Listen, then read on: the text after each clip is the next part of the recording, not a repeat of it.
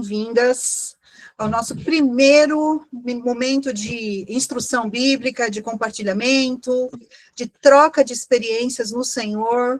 A gente está aqui promovendo esse tempo de reflexão pela plataforma Alma de Priscila. Eu sou a Cláudia Krieger, talvez algumas ainda não me conheçam, é uma primeira vez que a gente está tendo contato, vocês são super bem-vindas. Esse ministério é um trabalho em que a gente procura oferecer para nós, mulheres cristãs do Brasil, uma visão da vida cristã de maneira bem prática, bíblica, e que nos leva a um crescimento e a uma responsabilidade maior diante do Senhor.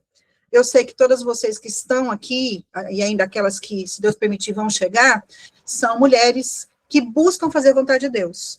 Essa busca pela excelência, essa busca pela exuberância na frutificação. A gente quer fazer a vontade do Senhor da melhor maneira possível, mas muitas vezes a nossa compreensão ainda precisa ser trabalhada.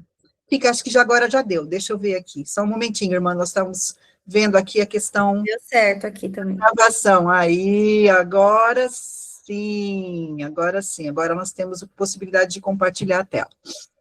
Ah, maravilha. Então, depois a gente compartilha. Então, meninas, o que eu quero propor para vocês, nesse 2026, já é o nosso terceiro ano como Alma de Priscila, é esse momento em que a gente vai ter um encontro com o Senhor, né? O que a gente entende por encontro com o Senhor? É um momento em que nós vamos ouvir a voz do nosso Deus na palavra. E assim, eu tenho muito temor diante do Senhor por aquilo que acontece aqui. Por quê? Porque falar da Bíblia não é falar de qualquer coisa. Nós temos um Deus que deixou a sua palavra e nós somos totalmente fiéis no sentido de cremos absolutamente que a palavra de Deus é inspirada, é um livro diferenciado e que nós podemos ter acesso, sim, aos pensamentos de Deus. Todo o corpo de estudos bíblicos do Alma de Priscila é voltado para essa visão. A visão de que nós somos mulheres criadas, somos imagem e semelhança de Deus, e Ele deixou em nós todas as condições intelectuais, vivenciais, mentais, espirituais, todo o nosso mundo interior, ele foi construído por Deus para nos dar competência e capacidade para a gente ter comunhão com Ele, para a gente compreender a comunicação de Deus, para a gente poder falar com Ele, para a gente poder ouvir a sua voz, e essa voz, ela está realmente registrada de maneira responsável nas Escrituras. Então, o Alma de Priscila tem este alvo, que é compartilhamento da palavra de Deus. Nós temos vários minicursos já publicados, né? Esse trabalho é um trabalho que eu já faço há muitos anos, mas nessa formato digital já são 6 anos, 3 anos estávamos em parceria com uma outra missão, mas agora o Senhor nos deu a oportunidade, pela bondade dele, de termos a própria plataforma. Então, depois a gente vai colocar para você que está nos conhecendo, o link dessa plataforma, para você, se desejar, nos conhecer mais e participar um pouco mais desse ministério. É uma assinatura gratuita, você vai ter acesso a muitos estudos bíblicos, a muitas referências. Nosso objetivo é ajudar a mulher cristã brasileira a crescer no Senhor, na graça e no conhecimento de Deus. Isso é o nosso maior objetivo. Então, vocês são todas muito bem-vindas. Eu estou muito feliz de ter vocês. Imagino que esse conhecimento deve se multiplicar, porque ele foi enviado por muitas de vocês para outras mulheres, não é? Então, isso vai ficar aberto para suas amigas. Com a gravação, isso fica disponibilizado permanentemente, você pode fazer sua recorrência, e esta masterclass, essa aula magna, ela é a primeira de 4 encontros. Então, hoje, a gente tem uma degustação, vamos dizer assim, a gente possibilita para você conhecer o que vai ser tratado durante os outros encontros. Nós vamos expor a carta de Pedro, de maneira, obviamente, não profunda no sentido de completa, mas destaques que são valiosos para a vida cristã, nossa, como mulheres de Deus. Então, mais uma vez eu digo, são muito bem-vindas, eu espero que o Senhor trabalhe nos seus corações, assim como Ele trabalhou no meu coração, porque cada um desses minicursos que surge, ele surge de uma referência pessoal, porque Deus tem trabalhado na minha vida, não é? Eu não venho aqui compartilhar a experiência pela experiência, mas eu venho aqui compartilhar aquilo que eu posso testificar, testemunhar da ação de Deus, como verdade de Deus, verdade objetiva, porque está revelada nas Escrituras, e verdade subjetiva, por quê? Porque ela tem se comprovado na minha vida. Deus é fiel, irmãs. Ele cumpre tudo o que ele promete nas Escrituras na nossa vida. E, por conta disso, é muito interessante esse estudo que nós vamos empreender hoje e nas aulas subsequentes, porque ele é fruto de um momento de bastante desafio espiritual que eu tenho vivido ao longo da minha vida e mais recentemente, e por conta dessa motivação que Deus nos deu, que é passar por, muitas vezes, provações difíceis, profundas, que mobilizam o nosso coração, que nos colocam em situação, muitas vezes, de extrema vulnerabilidade, de muito temor pelo que vai acontecer, o que acontece? Deus nos leva a buscá-lo. E as respostas do Senhor vêm, às vezes não em forma de solução, mas em forma de instrução para enfrentamento. E eu sei que, assim como eu, vocês também devem passar as suas questões, né?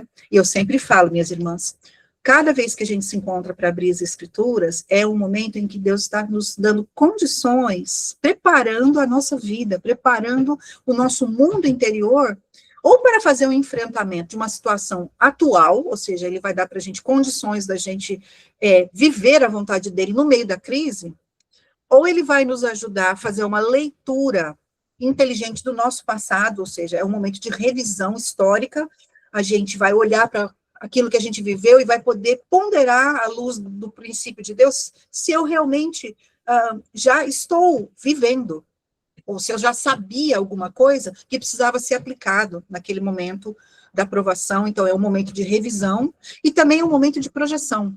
Por quê? Porque se a gente não está passando aprovação agora, glória a Deus, ninguém precisa ficar chamando o problema.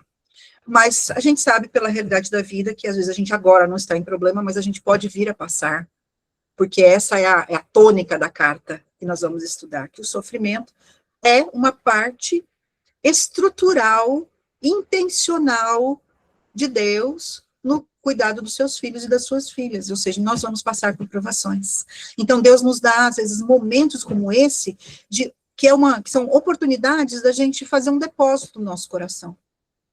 Quando a gente consegue reunir os elementos de conhecimento, né, da verdade absoluta de Deus, né, dos caminhos do Senhor, do temor do Senhor em relação a um determinado assunto, em que a gente vai poder, no momento da dificuldade, no momento do desafio, a gente vai poder tirar esse conhecimento do nosso baú, do nosso coração, e colocá-lo praticamente na nossa vida pela ação do Espírito Santo. Porque não existe só conhecimento, existe conhecimento e poder. Ou seja, eu sou uma mulher que acredita na ação do Espírito Santo na nossa vida. Ele é o nosso mestre, ele é o nosso santificador, ele é aquele que nos dá a condição de conhecermos a Jesus e de encarnarmos a vida de Jesus. A gente vai perceber na carta de Pedro, que é o nosso livro tema, né, desse mini curso, que Jesus é o centro daquela carta. E é um centro muito desafiador, porque é mais do que só um exemplo. Ele tem ali uma inclinação, ele quer motivar o nosso coração a nos inclinarmos, a sermos mais e mais parecidas com Jesus, numa área que é uma área muito difícil, que é a área do enfrentamento da rejeição, do enfrentamento do grande medo, da injustiça, da falta de recursos, de casamentos complicados, de lidar com lideranças que muitas vezes não correspondem à liderança serva, que é a liderança segundo o coração de Jesus. Pedro contempla todas essas questões políticas, de viver debaixo de um governo injusto. Agora, nós precisamos fazer algumas ressalvas. Mas antes de fazer isso, eu gostaria de orar com vocês. Porque não adianta a gente falar se Deus não falar. Eu quero ser fiel ao Senhor, eu quero ser aquela pessoa que, diante do trono, quando nós chegarmos na presença dele, que ele possa dizer para mim, filha, você me obedeceu, você falou o que eu queria que você falasse, porque aquelas servas de Deus estavam ali para ouvir, não você, mas para ouvir a mim. Esse deve ser o alvo de todas nós, na nossa vida, chegarmos na presença de Deus e ouvirmos do Senhor, bem está, serva boa e fiel. Mas para isso a gente precisa da ajuda do Senhor.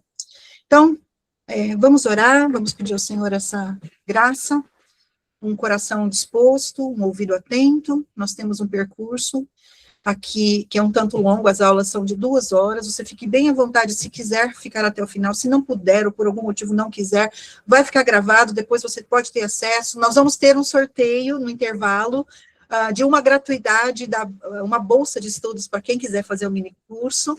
Então, se você quiser ficar, deixa o seu nomezinho ali, o seu celular no chat, a gente vai sortear depois, tá bom? Mas, acima de tudo, fique atenta ao Senhor. Vamos orar.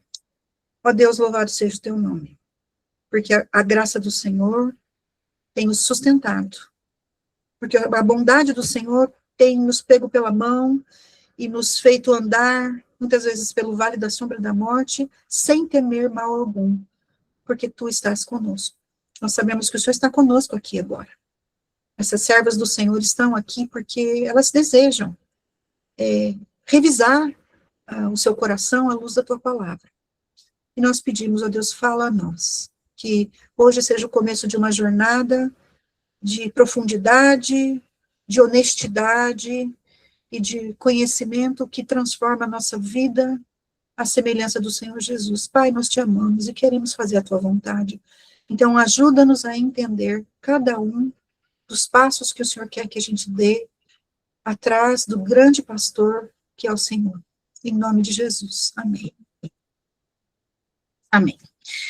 Então, meninas, o que a gente usa nesse mini curso? A gente tem, como eu falei, a gravação, a gente vai ter os slides, que também são disponíveis, gravados e preparados, e no final dos slides, no final do nosso tempo, a gente sempre oferece para vocês um grupo de desafios. Por quê? Porque eu não tenho interesse só em a gente ficar ouvindo. Eu tenho certeza que você também não tem interesse em só ficar ouvindo. Quando a gente só ouve, a gente sabe que a gente capta e grava muito pouco. Mas quando a gente ouve e tem desafios para praticar e para revisar o conhecimento, pensando em transformação, o aprendizado, ele é muito mais profundo. Por quê? Porque ele passa pela aplicação. A gente vai ver isso em alguma instância aqui na apresentação. Mas, então, são 4 desafios que eu deixo. Um deles é uma memorização do tipo personalizado, ou seja, a gente pega o texto e traz para nós o texto, né? Por quê? Porque é importante a gente ter no nosso coração a palavra do Senhor. Não só o que a gente fala sobre a palavra, mas a própria palavra, né? Guardo no meu coração a tua palavra para não pecar contra ti. Ou seja, o que nos leva a essa santificação crescente não só ouvir, mas ter um esforço consciente de registrar a palavra de Deus na nossa memória. Por quê? Porque a partir da memória é que a gente faz toda a elaboração nas partes do coração, que é uma das coisas que a gente vai falar na semana que vem, que nós vamos ter que falar de quem é esta mulher sobre quem Pedro está falando.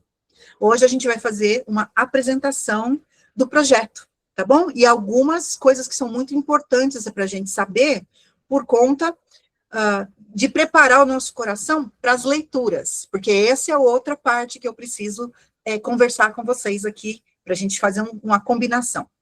Se você fizer um mini curso, você vai receber cada semana um desafio diferente na sua leitura. Se você vai assistir a aula só de hoje, o meu desafio para você é que você leia a carta de Pedro, que é bem curtinha, 5 capítulos, né? Você lendo devagar, em 1 hora você consegue ler. Tá? Mas lendo devagar, devagar mesmo, uma leitura atenta, fazendo marcações. Mas, assim, meia hora você mata aquela carta. Mas eu quero fazer uma proposta para você ler em versões diferentes daquela que você está habituada.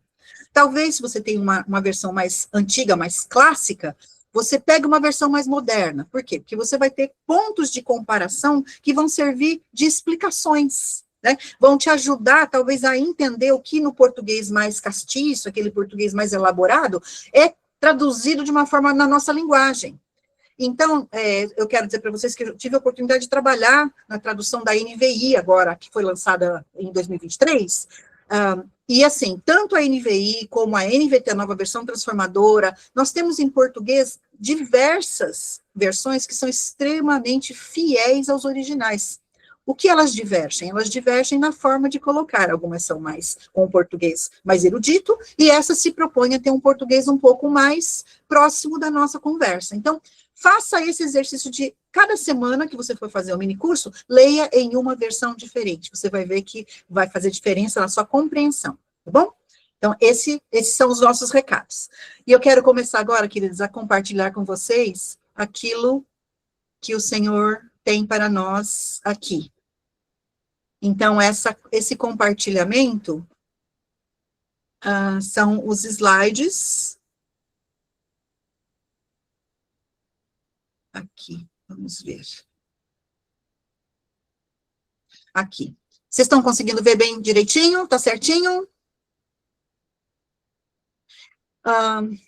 Eu escolhi esse nome, As Filhas de Sara. E alguém chegou para mim e me perguntou, mas por que isso? Porque a carta, né, deu uma olhada geral e o que tem a ver com Filhas de Sara? Esse negócio de Filhas de Sara nasceu de uma experiência não tão agradável que eu tive. Eu já vou compartilhar com vocês. Esse slide aqui, gente, são os eixos de trabalho do Ministério Alma de Priscila, tá? Nós trabalhamos em 3 tipos de estudos diferentes, e hoje nós vamos começar um Cartas para uma Mulher de Deus, que é sempre a exposição de uma epístola, tá bom? Então, nós estamos aqui, mas a gente tem esses 2 outros eixos, Pastoreando Meu Coração de Mulher, Vida Cristã, são temas da vida cristã, e biografias de mulheres bíblicas, tá? Assim que a gente funciona. Tudo começou com essa Filhas de Sara, porque um líder de uma igreja chegou para mim e me questionou. Ele me questionou numa área que eu nunca achei que eu seria questionada. A pergunta dele, por que você está expondo uma carta bíblica ao invés de falar assuntos de mulher? E eu fiquei chocada na hora. Por quê? Porque, gente, como assim a gente está numa escola bíblica dominical, falando da palavra, e alguém questiona? E questiona porque a gente não está estudando coisas de mulher. E a minha resposta para ele foram 3 perguntas. Fui muito gentil, muito delicada com ele, apesar de ter ficado bem, assim, chocada mesmo, né? Eu perguntei, mas sofrimento não é coisa de mulher? Por que eu perguntei isso? Porque a carta de Pedro é toda sobre sofrimento. Toda. Ele equipara sofrimento com identidade de crente e esperança. Mas a carta toda é voltada para sofrimento. Então, eu perguntei, sofrimento não é coisa de mulher? Mulheres não sofrem? Mulher crente não sofre? Mas vocês sabem que tem algumas vertentes do cristianismo que tem essa ideia, né, esse triunfalismo insano, insensato, dizendo que crente de verdade não sofre. E se crente estiver sofrendo, é porque está fora da vontade de Deus, ou está em pecado, ou não é crente, ou não tem fé suficiente. Se você ouviu já algum desses comentários, coloca aí um joinha. Alguém já disse para você que se você estiver passando em sofrimento, é porque você não está na vontade de Deus? Isso é muito mais comum do que a gente imagina. Infelizmente, erro teológico, bobagem. Mas muitas pessoas têm essa visão, que é uma visão equivocada da vida cristã. E quando chega o sofrimento, a pessoa faz o quê? Ela surta. Ela entra em crise, porque tem uma visão teológica do sofrimento desvirtuada. Então, na semana que vem, nós vamos ter que falar sobre a teologia do sofrimento. Como é que Pedro explica as causas do sofrimento? Quem é que faz a gente sofrer? Como é que isso acontece? Não é? A outra pergunta que eu fiz para ele é, mulheres não precisam aprender a sofrer de acordo com a vontade de Deus? Óbvio que sim. Porque sofrer nós vamos. A gente sofre com TPM, sofre ou não sofre?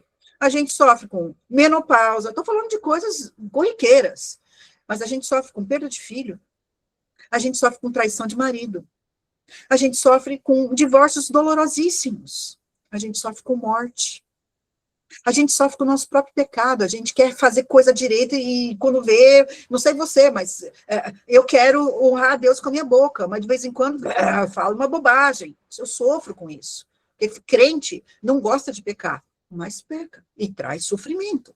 Então, a gente precisa aprender a sofrer de acordo com a vontade de Deus, porque Deus tem um caminho para nós nessa coisa do sofrimento. E a terceira coisa, as cartas da Bíblia são escritas para homens e mulheres ou só para os homens? Ah, ela é feminista, vou embora desse negócio. Não é isso, gente, não é isso. Entendam, Deus deixou uma revelação para todos os seus filhos. As aplicações de algumas coisas são bastante particulares. Eu creio que homens são líderes do lar e da igreja. Isso é muito específico. Mas não quer dizer que a Bíblia foi escrita só para os homens, ou que só os homens precisam conhecer a Bíblia, ou que só os homens, pior ainda, conseguem entender a Bíblia. Tem gente maluca que diz que mulher não consegue entender a Bíblia, que a gente tem alguma limitação, a gente é uma criança melhorada. Isso não é bíblico. Então, quando eu questionei este senhor a respeito, né, dessas três coisas, ele não soube me responder. Porque a ideia dele é que eu deveria ensinar coisas de mulher. O que seriam coisas de mulher? Até hoje eu estou esperando uma resposta, mas eu sei o seguinte, sofrimento é coisa de mulher.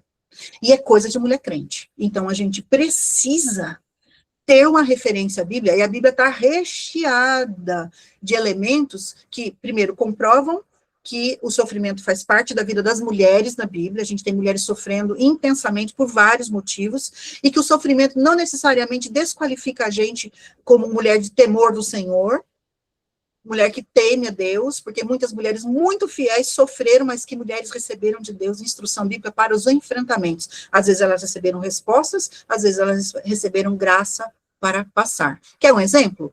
Ana, mãe de Samuel, ela sofria intensamente pela sua esterilidade, sofria na mão da Penina, que era uma jararaca, que ficava provocando. Coisa difícil, é você conviver com uma mulher falando besteira o tempo todo para você. Eu tenho filho, você não tem. Numa cultura onde não ter filhos era associado à falta de bênção de Deus.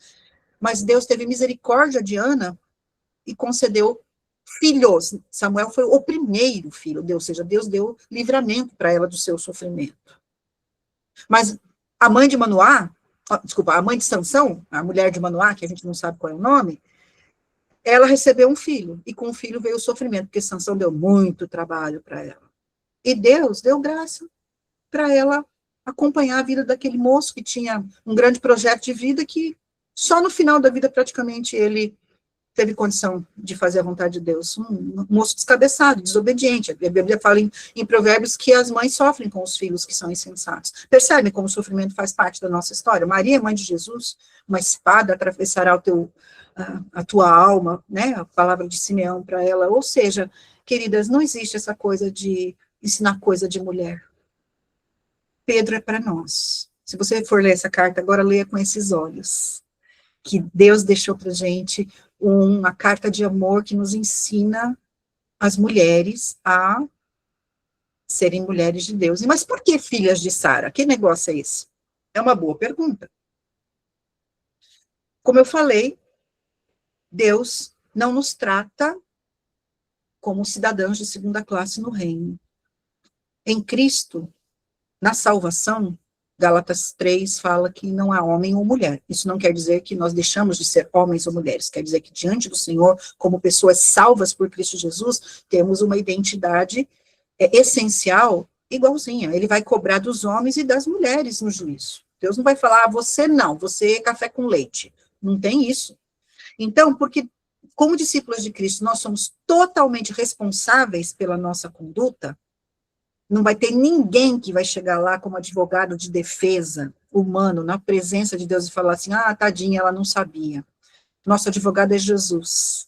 Fala lá em 1 de João, capítulo 2. Se temos pecado, temos advogado diante de Deus. Né? Mas na presença do Senhor, no tempo final, todas nós vamos prestar contas. Então, nós precisamos entender.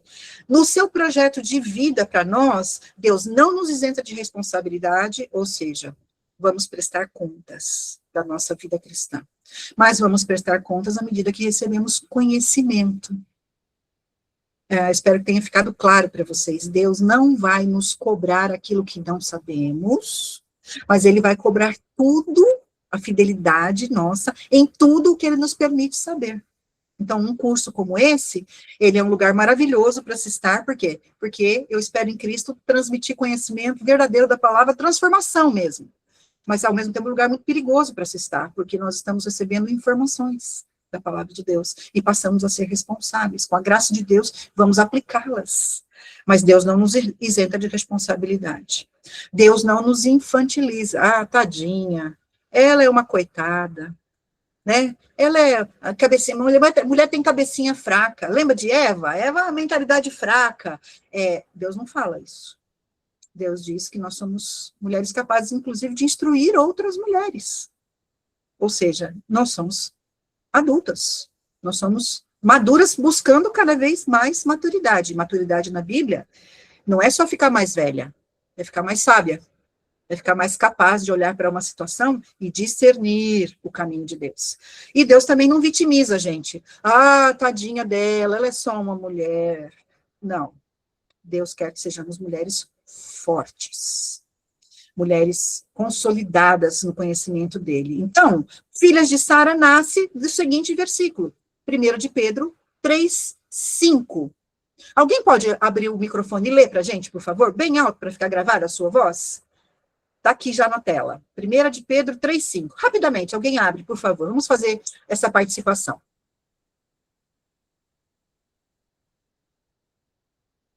Estamos em idade. Era assim que se adornavam as mulheres santas do passado. Elas depositavam sua confiança em Deus. Sara, por exemplo, vocês são filhas dela quando praticam o bem, sem medo algum. Obrigada, Lídia. Vocês já tinham prestado atenção nesse versículo? Ele está num contexto muito interessante, né? No contexto em que Pedro se dedica a tratar das questões domésticas, mulheres e maridos. E aqui é o final do argumento de Pedro para as mulheres. E ele diz o seguinte, que Deus tem um projeto de vida para nós, e que as mulheres do passado viveram situações muito desafiadoras. Mesmo elas tendo vivido numa época diferente da nossa, me parece que os desafios domésticos eram da mesma natureza. Ou seja, mulheres, esposas que viviam casamentos complicados. E Pedro dá o caminho para a gente vai conversar isso no nosso terceiro encontro, nós vamos ter que discutir submissão, entender quais são os critérios de Deus para a gente ser uma mulher sábia dentro da nossa casa, como é que a gente enfrenta essas questões que nos são trazidas hoje com muita veemência, né, a questão do abuso doméstico, a questão de ser uma mulher que está casada com alguém que não tem o temor de Deus, conversa para a nossa terceira aula, mas ele fala aqui, ele chama Sara como exemplo, e eu fiquei pensando, meu Deus, Pedro foi buscar lá no primeiro livro da Bíblia, uma referência de uma mulher que viveu um contexto muito complicado. Alguém lembra o que aconteceu com Sara e Abraão? O que a gente sabe sobre Sara?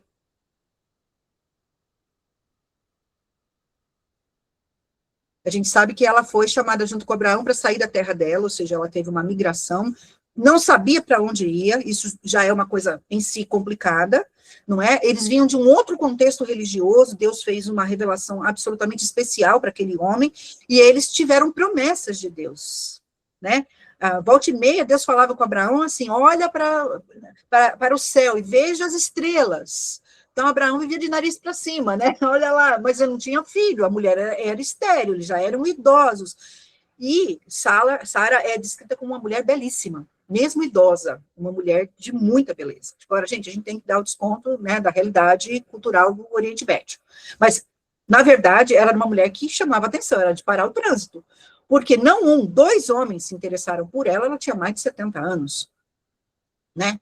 Então, quando Pedro faz referência a Sara, eu tenho comigo que o que ele tinha em mente são esses episódios em que Sara se viu em situação de risco, que foi colocada em situação complicada pelo próprio marido, porque Abraão usou Sara como escudo, e ele contou uma história mais ou menos, né, deu uma maquiada na verdade, uma meia verdade, e entregou Sara tanto para Faraó como para Abimeleque, 2 reis da época. E ela foi levada para o harém. E Deus a protegeu ali no harém. Se você quiser, leia o texto lá nos capítulos 16 até o capítulo 25 de Gênesis. Você vai ver a história de uma mulher muito forte.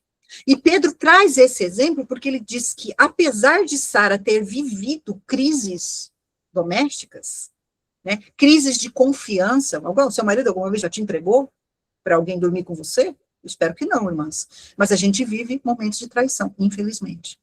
Em outras instâncias, de outras maneiras, e isso abala profundamente a nossa convicção de que esse homem é capaz de cuidar de nós. Sara não era diferente de nós, minhas queridas. E Pedro vai lá e resgata esse momento bíblico e diz que ela, ainda assim, tratava Abraão como Senhor. Nós vamos conversar um pouquinho mais sobre isso.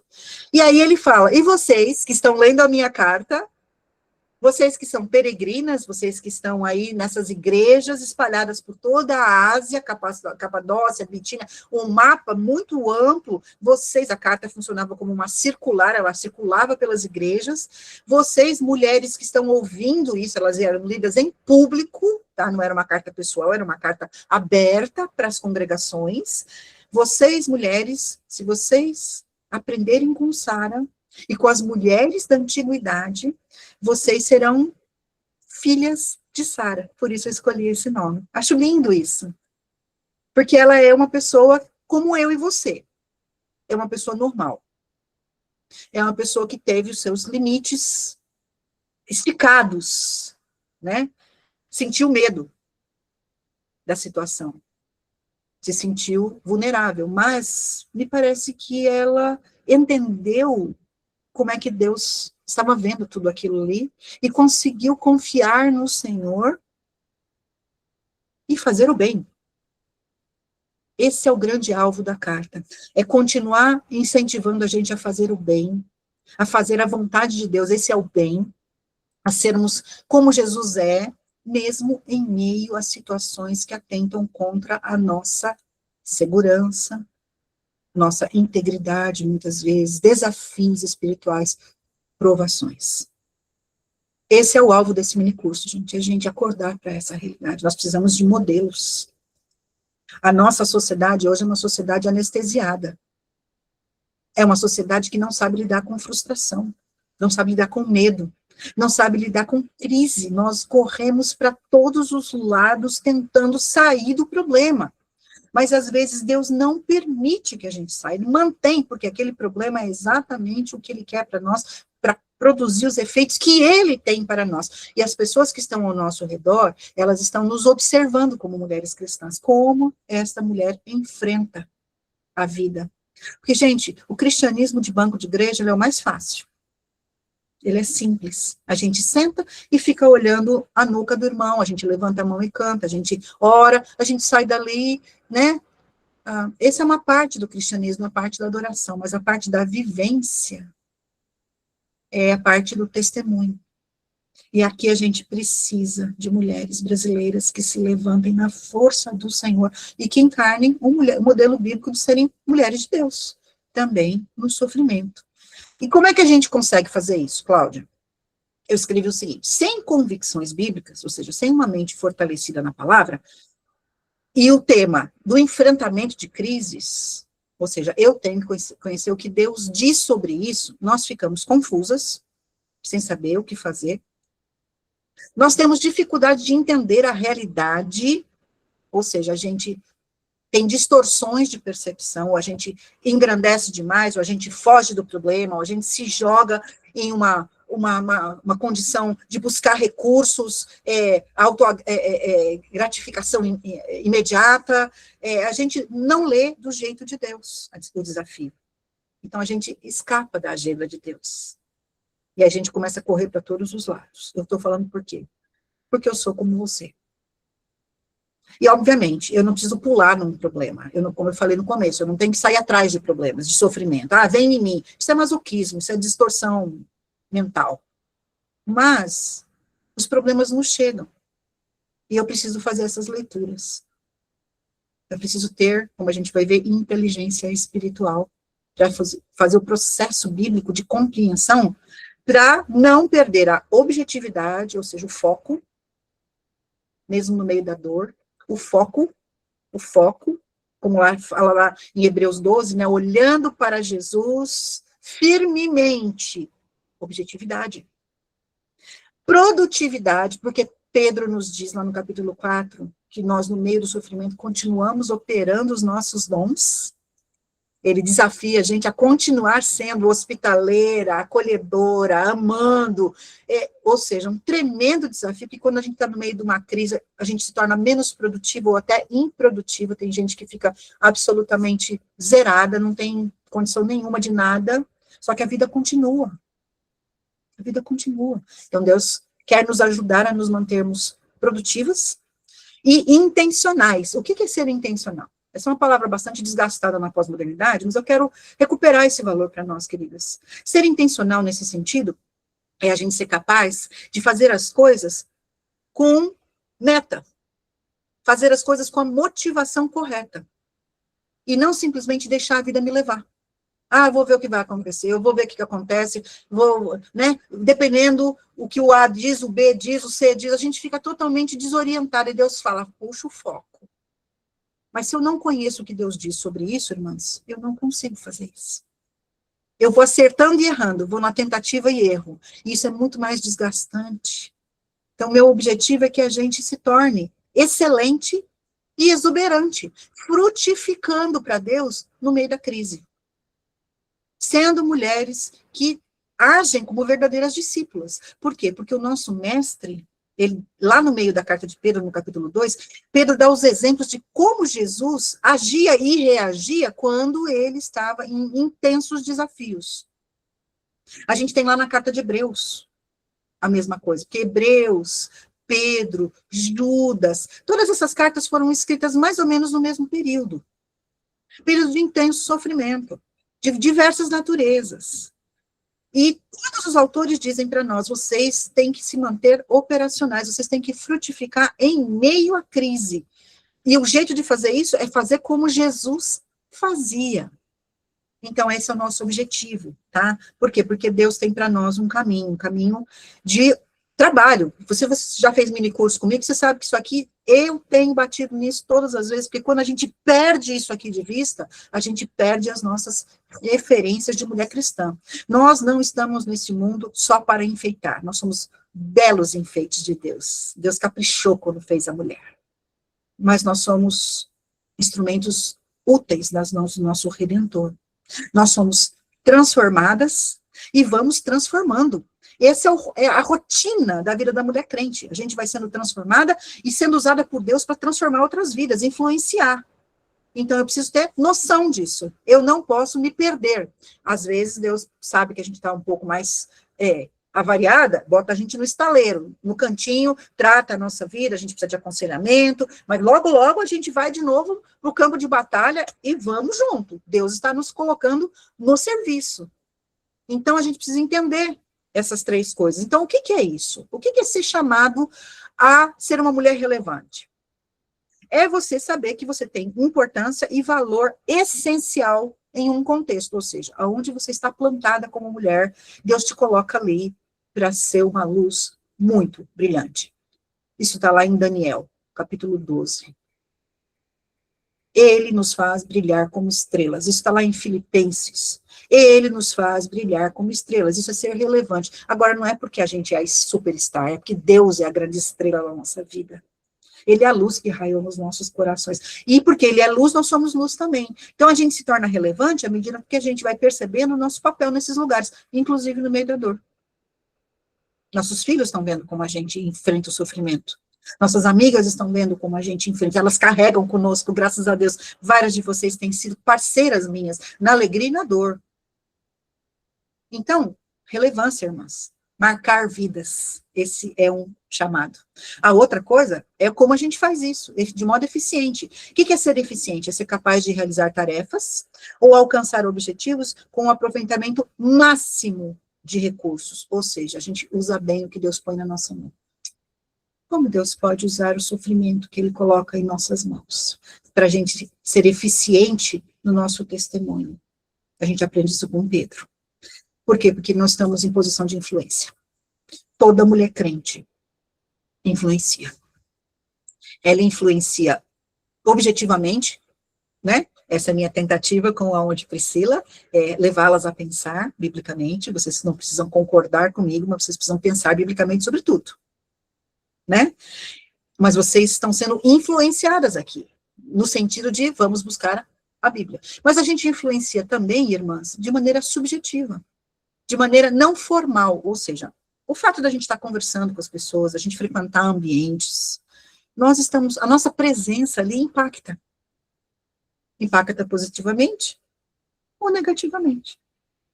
Então, o nosso objetivo de Mulher Crente é ter isso em mente sempre. Para quê? Para que nós sejamos competentes, né? Nós sejamos intencionais em gerar boa influência para o reino de Deus e para a glória de Deus. Ficou claro até aqui? Isso aqui tudo, gente, funciona de maneira para todos os cursos, né? Olha o que Pedro fala sobre essas três coisas.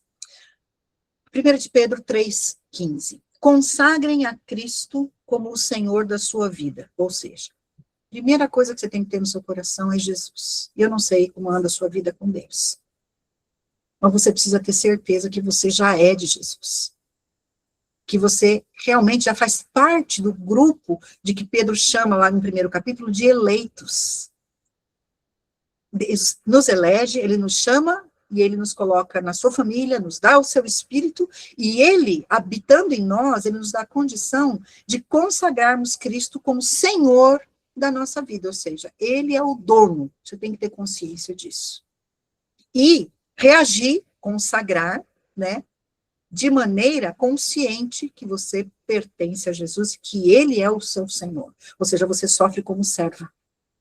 Você sofre como filha, mas você sofre como serva. O seu sofrimento está a serviço do Senhor. Isso é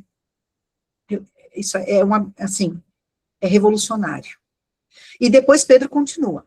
Porque a gente sofre, e sofre em sociedade, se alguém lhes perguntar a respeito da sua esperança, que é motivada pela certeza de que eu estou sofrendo pela vontade de Deus, eu tenho esperança, você faz o seguinte, estejam preparadas para explicar. Percebe a influência? Pedro diz para nós que o nosso sofrimento nos dá ferramentas para atrair a atenção das pessoas, e essas pessoas vão reconhecer em nós alguma coisa diferente.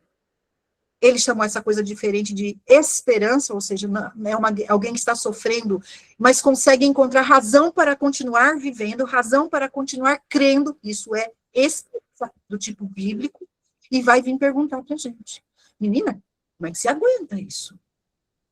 E você vai explicar, só pela graça de Deus. Percebe como é importante a gente ler Pedro? Fundamental, porque ele vai dando para a gente, capítulo a capítulo, a nossa esperança. Como a gente vai reagir, como a gente vai explicar. Pedro é muito didático.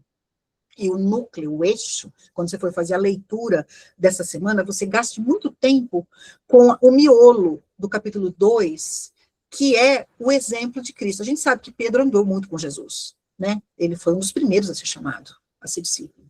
E era um dos mais próximos, né, dos três mais íntimos de Jesus. O Pedrão que respondia, o Pedrão que era impetuoso, o Pedrão que falava bobagem, o Pedro que deu o seu barco meio desconfiado, né, mas o que vai acontecer? O Pedro que lavou as redes, frustrado, e pela fé jogou. Esse homem andou com Jesus e ele teve a oportunidade de ver as reações mais íntimas de Jesus, a sua alegria, o seu sofrimento.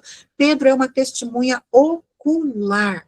Então, quando ele gasta tempo explicando as reações de Jesus no capítulo 2, ele está falando não do que contaram, mas do que ele viu, e do que ele admite ser o caminho correto para o sofrimento, para a mulher que sofre de maneira intencional. Então, nós temos um compromisso com Deus, um compromisso de impactar as vidas ao ponto da gente testemunhar. É interessante que a palavra explicar, traduzida nessa versão, que é a versão transformadora, no grego, que é a língua que foi escrita originalmente, a palavra apologia, de onde a gente tem apologética, é a palavra em que a gente usa para falar em defesa da fé, ou uma explicação informal, quando a gente senta e conversa com uma pessoa e simplesmente explica alguma coisa, ou quando a gente dá a razão de alguma coisa, quando a gente apresenta os fatos e os argumentos. Então, é assim que a gente é operacional no sofrimento. Percebe que coisa gloriosa? Isso é maravilhoso, né? Então, como é que eu posso explicar alguma coisa, Cláudia, se eu nem mesmo entendo? Porque vamos combinar. Tem hora que a gente não entende. Tem hora que a gente olha para a coisa e fala, isso aqui está fora de qualquer lógica, porque não foi isso que eu orei, Deus.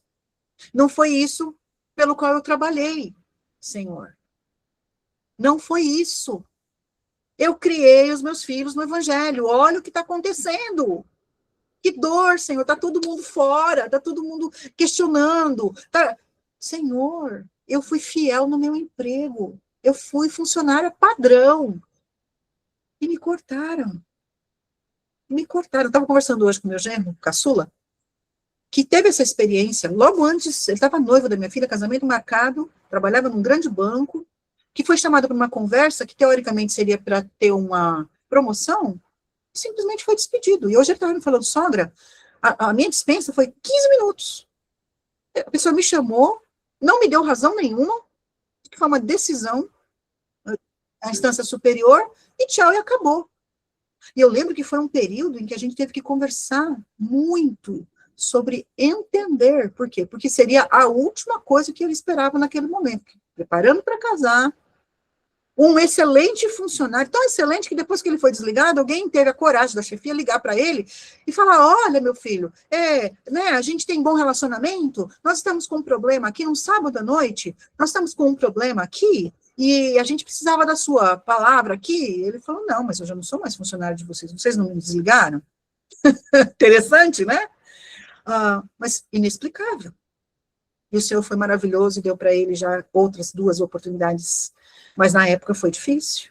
Foi por quê? Como é que eu vou explicar o que nem eu mesmo entendo? E um dos exercícios que vocês vão fazer, um dos desafios, tem a ver com isso. Dá uma olhada na sua vida, no que você está vivendo que você fala assim, está doendo e eu não entendo. Né? Eu já falei um pouco disso, então depois vocês podem ler com calma, mas aqui estão algumas causas de nós entrarmos em crise quando o sofrimento vem. Além do sofrimento, da crise objetiva, do problema, a gente ainda entra em crise interior, porque a gente tem uma série de coisas que precisam ser revisadas, e em Pedro a gente encontra a resposta para essas coisas. Isso aqui pode ser um dos norteadores do seu coração, que vão precisar ser tratados pelo Espírito do Senhor. Então, dá uma olhadinha com calma depois nos slides, tá bom? E esse é um dos slides carro-chefe do Alma de Priscila. Essa é a minha fé. A minha vida de mulher cristã só fará total sentido se eu a compreender à luz do projeto de Deus para mim. Ou seja, Deus tem um plano para a sua vida. Deus tem um plano para a minha vida. Esse plano, ele é perfeito. Ele é personalizado. E ele tem propósito. Deus não faz nada aleatório. Nós não estamos à mercê da sorte, nós não estamos sujeitas ao mal olhado, à inveja, né? Isso acontece, inveja, a gente trabalha com gente, mas isso não nos afeta, é isso que eu quero dizer. Por quê? Porque na sua soberania amorosa, na bondade excelsa de Deus, todas as coisas cooperam para o bem daqueles que amam ao Senhor. Amém? Isso é ressignificar a nossa vida. Então eu digo que Deus determina, sim, todas as coisas que estão acontecendo conosco. Ou acontecem por decretação ou por permissão. Então nós vamos ter que conversar sobre a vontade de Deus em algum momento no nosso mini curso. Como é que funciona essa coisa da vontade? Porque Deus inspirou Pedro a escrever que os que sofrem segundo a vontade de Deus. Opa! É sinal que Deus está nesse negócio. Não é um evento aleatório. É projeto. Então Deus determina. Deus dirige as coisas. Os nossos encontros, os nossos desencontros, eles estão conduzidos pela mão amorosa do Senhor. Salmo 23. Deus está conosco até no vale da sombra da morte. Ele está nos guiando. E ele ressignifica algumas coisas, porque algumas coisas não fazem sentido por si sós. Elas nos apavoram. Elas nos destrói se a gente não olhar à luz do projeto de Deus. Então, Deus ressignifica o nosso passado. Eu sei, porque ele já fez isso na minha vida mais de uma vez.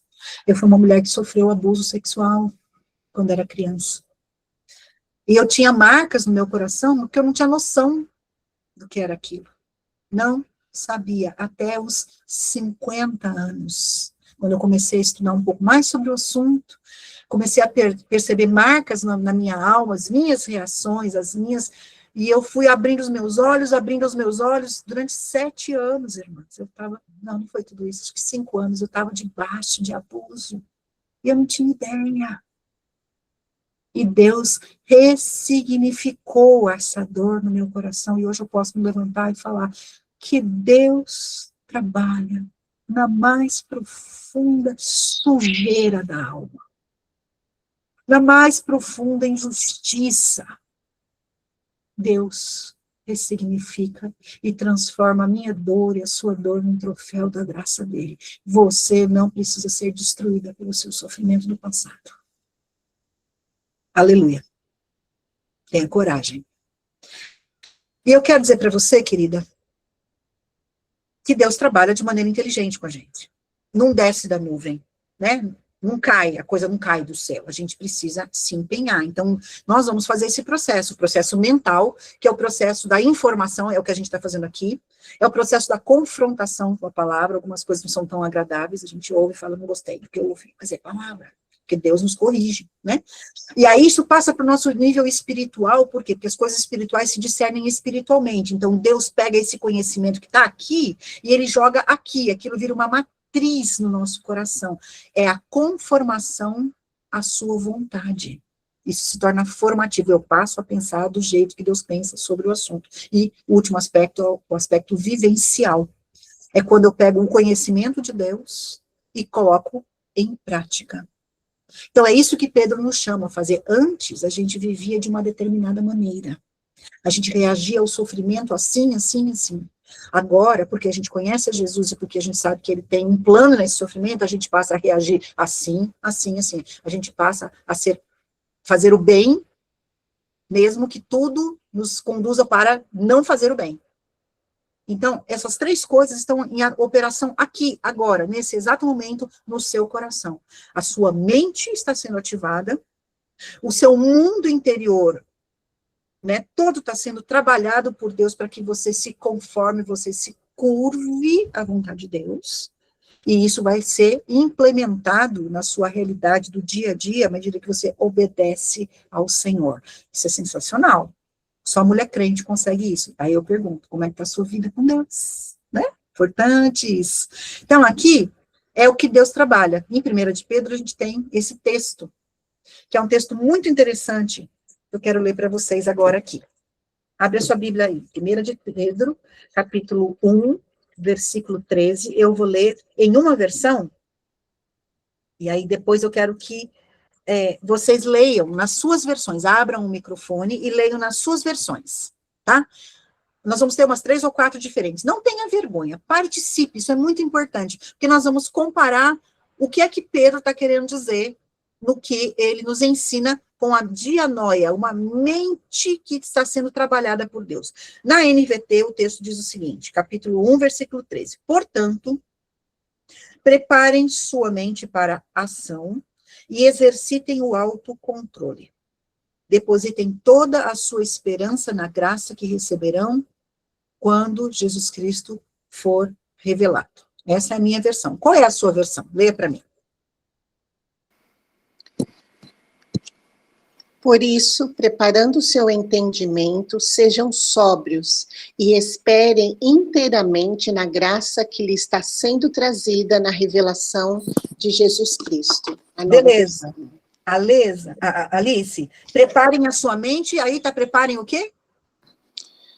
Preparando o seu entendimento. Entendimento. Então, vocês percebem. Sejam sóbrios. Sejam sóbrios. E espere inteiramente na graça que lhes está sendo trazida na revelação de Jesus Cristo. Maravilha. Então, nós temos 2 conceitos aqui. Nós temos uma mente, um entendimento que precisa ser trabalhado pelas Escrituras, e um exercício de autocontrole ou sobriedade. A gente vai ter que falar um pouquinho mais para frente sobre isso. Outra versão. Obrigada, Alice. Outra versão.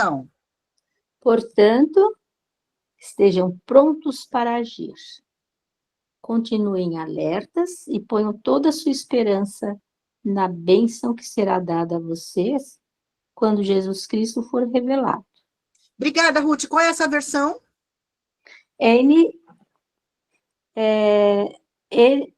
Nova versão, linguagem de hoje. Ah, perfeito. Nova tradução na linguagem de hoje. Perfeito, muito obrigada. Vocês percebem que a mesma palavra dianoia é traduzida de várias maneiras diferentes? Qual é a ideia que Pedro dá? Que para a gente ter um enfrentamento correto das situações, nós temos que ter uma mente preparada. A gente tem que ter um entendimento tanto da palavra como da realidade. Essas duas coisas andam juntas. Porque nós vamos ter que ter uma postura diferenciada, que é a postura que ele chama de sobriedade e autocontrole, que a gente já vai ter que entender como é que funciona isso. Porque se tem uma coisa que, quando a gente está no meio do caminho da dor, muitas vezes a gente fica descontrolada, não fica? A gente fica com tanto medo das coisas que o coração acelera, a gente muitas vezes desenvolve um pânico, enfim, é complicado. E parece que Pedro nos chama a uma condição de operacionalidade, ou seja, a gente tem que estar ali focada na coisa. O outro texto é Filipenses 2:5. Vão abrindo aí na Bíblia, porque eu vou ler na minha versão e vocês vão ler na de vocês também. Tá bom? Para a gente comparar as palavras. Filipenses 2:15. Desculpa, 2:5. Diz o seguinte: tenham a mesma atitude demonstrada por Cristo Jesus. Vou ler de novo. Nova versão transformadora. Tenham a mesma atitude demonstrada por Cristo Jesus. A palavra atitude é essa palavra grega phronesis, mas as outras versões traduzem de outra maneira. Leiam para mim. Tenham entre vocês o mesmo modo de pensar de Cristo Jesus. Obrigada, Tafnis. Que versão é essa? NAA. Beleza. Outra versão? NVT. Não sejam egoístas, nem tentem impressionar ninguém. Sejam humildes e considerem os outros mais importantes que vocês. Eu acho que esse é o versículo 3. Desculpe. Desculpe. Imagina. Estou atrapalhada hoje. Não, fica tranquila.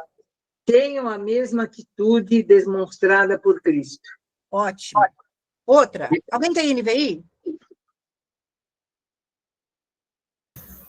NVE, seja a atitude de vocês a mesma de Cristo Jesus. Atitude também. Linguagem de hoje. Tende em vós o mesmo sentimento que houve também em Cristo. RA. RA. Tá, joia. Linguagem de hoje. Tenha entre vocês o mesmo modo de pensar que Cristo Jesus tinha. Isso. Eu anotei aqui. Obrigada. Modo de pensar, atitude, sentimento, são variações de tradução da mesma palavra, porque é uma palavra tão complicada no grego que não tem uma palavra em português que define tudo. Mas o que ela quer dizer? Ela quer dizer que nós, enquanto mulheres cristãs, nós precisamos ter a mesma postura diante dos desafios que Deus nos coloca, que Jesus Cristo teve. Alguém está com o microfone aberto, se puder fechar, eu agradeço.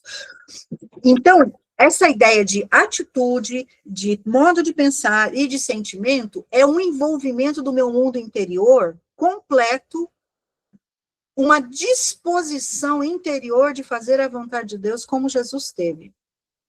E é interessante porque esse texto, ele está falando do momento em que Jesus se dispôs a se entregar para cumprir o plano de Deus na vida da igreja, né, deu a sua vida, entregou a sua vida à morte. Tudo isso, Deus disse que Jesus estava fazendo conscientemente, ou seja, ele sabia do plano de Deus, e ele se curvou de coração, aceitando esse projeto e se engajando absolutamente com uma atitude, um sentimento positivo de obediência. Percebem a diferença que isso causa na nossa vida quando a gente está em sofrimento? Porque às vezes a gente tem a noção mental da coisa, mas o nosso coração está rejeitando. Eu não aceito, eu não aceito, eu não aceito, e a coisa vai ficando cada vez mais complicada, porque você tem que lidar com o problema, e que é Deus que está dando, o sofrimento que é permitido por Deus, e lidar com a sua atitude de rejeição ao projeto de Deus, ou seja, você está em conflito dobrado. Agora, eu estou dizendo que é simples, que é fácil? Não, não estou dizendo isso. Eu nem quero minimizar, porque eu sei o que Deus tem me dado para passar muitas vezes. E eu sei da minha tendência de não ter o fronesis, de ter a atitude mental de compreensão, mas não ter a atitude de coração de rendição.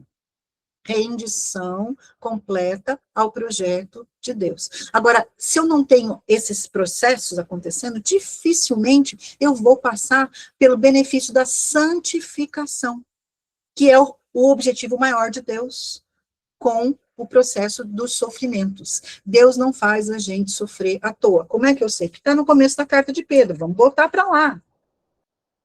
Né? Ele fala em cadinho, ele fala assim no versículo...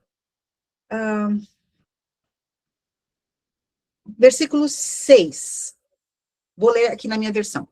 Portanto, cheio de portanto, Pedro, né? Ele pega um raciocínio anterior e dá uma definição, ele fecha o argumento. Aí ele abre outro, fecha. Por isso que a gente tem que ler a carta de maneira integrada. Pode ficar lendo trechinho, não, tá bom? Façam as leituras. Portanto, alegrem-se com isso. Com isso o quê? Com o fato da gente ser filho de Deus e do cuidado que Deus tem conosco. Esse é o trecho anterior, tá bom? Alegre-se com isso, ainda que agora, por algum tempo, vocês precisem suportar muitas provações. Elas mostrarão que a sua fé é autêntica. E olha a comparação. Como fogo prova e purifica o ouro, assim a sua fé está sendo experimentada. E ela é muito mais preciosa que simples ouro. Agora, essa metáfora, né, essa figura que Pedro usa do cadinho, é a figura do ourives. Ou seja, é aquela peça de metal em que o ouro era jogado dentro, ferve, né, joga muita temperatura e as impurezas vão subindo. Esse é o processo de santificação. Quando Deus permite que a gente passe por algumas coisas que são muito dolorosas, quando a gente está, né, entendendo esses processos, a gente começa a perceber o nosso próprio coração. Deus vai mostrando para a gente. O correspondente disso no Antigo Testamento é Deuteronômio capítulo 8. Vamos abrir lá? Alguém abre Deuteronômio capítulo 8? Eu já vou dar um intervalinho para a gente, tá bom? Deuteronômio capítulo 8. Quando o povo estava passando pelo deserto, parecia que 40 anos não fazia o menor sentido, numa trajetória que poderia demorar talvez um mês, andando muito devagar, Deus diz por que é que ele permitiu o sofrimento, a aprovação do povo durante a peregrinação no deserto. Alguém pode ler, por favor, Deuteronômio 8, 2 até o 3, por favor. Deuteronômio 8, 2 e 3. Lembre-se Recorda-te de todo o caminho pelo qual o Senhor teu Deus te guiou, deserto estes 40 anos, para te humilhar, para te provar, para saber o que estava no teu coração, se guardarias ou não os seus mandamentos. Ele te humilhou, te deixou ter fome e te sustentou com o maná, que tu não conhecias, nem teus pais o conheciam, para te dar a entender que não só de pão viverá o homem, mas de tudo o que procede da boca do Senhor viverá o homem. Obrigadíssima, Vanessa. Gente, esse texto é sensacional, porque ele mostra os dois lados da história. Ele mostra o processo, né, da peregrinação e mostra o propósito. Ele diz que Deus os fez peregrinar, e Pedro usa esse mesmo termo na abertura da carta, nós somos peregrinas, nós somos forasteiras, né? Ou seja, nós estamos neste mundo peregrinando, e Moisés fala que o objetivo de Deus era um cadinho. Deus permitiu que aquele povo peregrinasse para trazer à tona do coração aquilo que tinha dentro, para provar o caráter, para saber se eles seriam obedientes, para humilhar. Vocês percebem como Deus trabalhou em Israel, da mesma forma que ele trabalha com a gente, com propósitos definidos no sofrimento. E aí depois ele fala que ele tanto deu a fome, como deu o suprimento, para que o povo aprendesse alguma coisa. O que é que o povo tinha que aprender? Está ali no final. Jesus usa esse versículo quando ele fala para o diabo, quando veio ser tentado, transforma essas pedras em pães, ou seja, olha a sua necessidade, faz um milagre para você escapar de 40 dias de fome. E Jesus usa esse texto de Deuteronômio, ele diz o seguinte, a fim de lhes ensinar que as pessoas não vivem só de pão, mas de toda palavra que vem da boca de Deus. Ou seja, seja fome, seja fartura, nós não estamos à mercê da circunstância. Nós dependemos de Deus. E Deus faz a gente entender isso nessas duas circunstâncias, na fartura e na farteza. Intencionalmente, Deus conduz as circunstâncias da nossa vida para que a gente possa primeiro entender o que tem no nosso coração, porque Deus já sabia o que tinha no coração. E quando a gente lê números, quando a gente lê os relatos do deserto, a gente vê o que é que tinha no coração daquele povo. Incredulidade, um coração descontente, esquecido do que Deus tinha feito por eles na libertação do Egito, porque eles eram escravos. Então, nós precisamos ter essa visão de Deus, irmãs. Deus quer a nossa ideia de mudança. Então, esse texto de Efésios que está ali, vocês podem ler depois com calma em casa, ele está dizendo isso. Antigamente, a gente pensava como gentios, como gente que não teme a Deus, gente que não tem compromisso. A gente era inútil nos nossos pensamentos. Mas quando nós conhecemos a verdade de Deus, isso mudou nossa perspectiva. E a gente passa a entender os processos de Deus, de deixar a antiga maneira de pensar, renovar a nossa mente e passar a agir de acordo com o projeto de Deus. Esse é o eixo das cartas a uma mulher de Deus. Esse processo de santificação, deixar a antiga vida, renovar o pensamento, começar uma nova maneira de viver. Preciso da dianoia, de uma mente preparada para agir com autocontrole, preciso de uma atitude de me curvar à verdade de Deus e reconhecê-lo como Senhor da minha vida, e preciso ativar as verdades de Deus no meu dia a dia. Vou dar para vocês 3 minutinhos, são 20h40, 20h39 agora, a gente volta 20h42. Nesse meio tempo, a gente vai fazer um sorteio. Se você quiser participar do sorteio, coloca aí o seu WhatsApp, tá bom? No nosso chat. E aí a gente vai sortear e avisa para vocês quem foi que ganhou a bolsa integral do minicurso de 1ª de Pedro. Tá bom? Até daqui a pouquinho.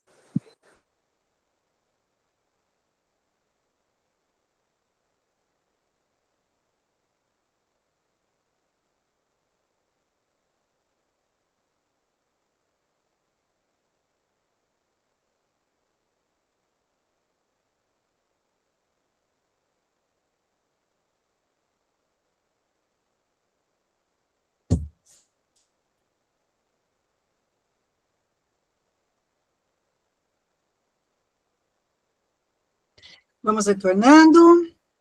Irmãs, eu espero em Deus que vocês estejam sendo renovadas no seu coração com tudo isso que a gente está conversando aqui. Porque eu sei que é muita informação. E a gente precisa processar tudo isso, não é? Mas Deus vai nos dar a graça para não esquecermos daquilo que é mais valioso, que é realmente a palavra dele. Então, diante de tudo que a gente viu aqui, no final a gente avisa quem ganhou, tá bom?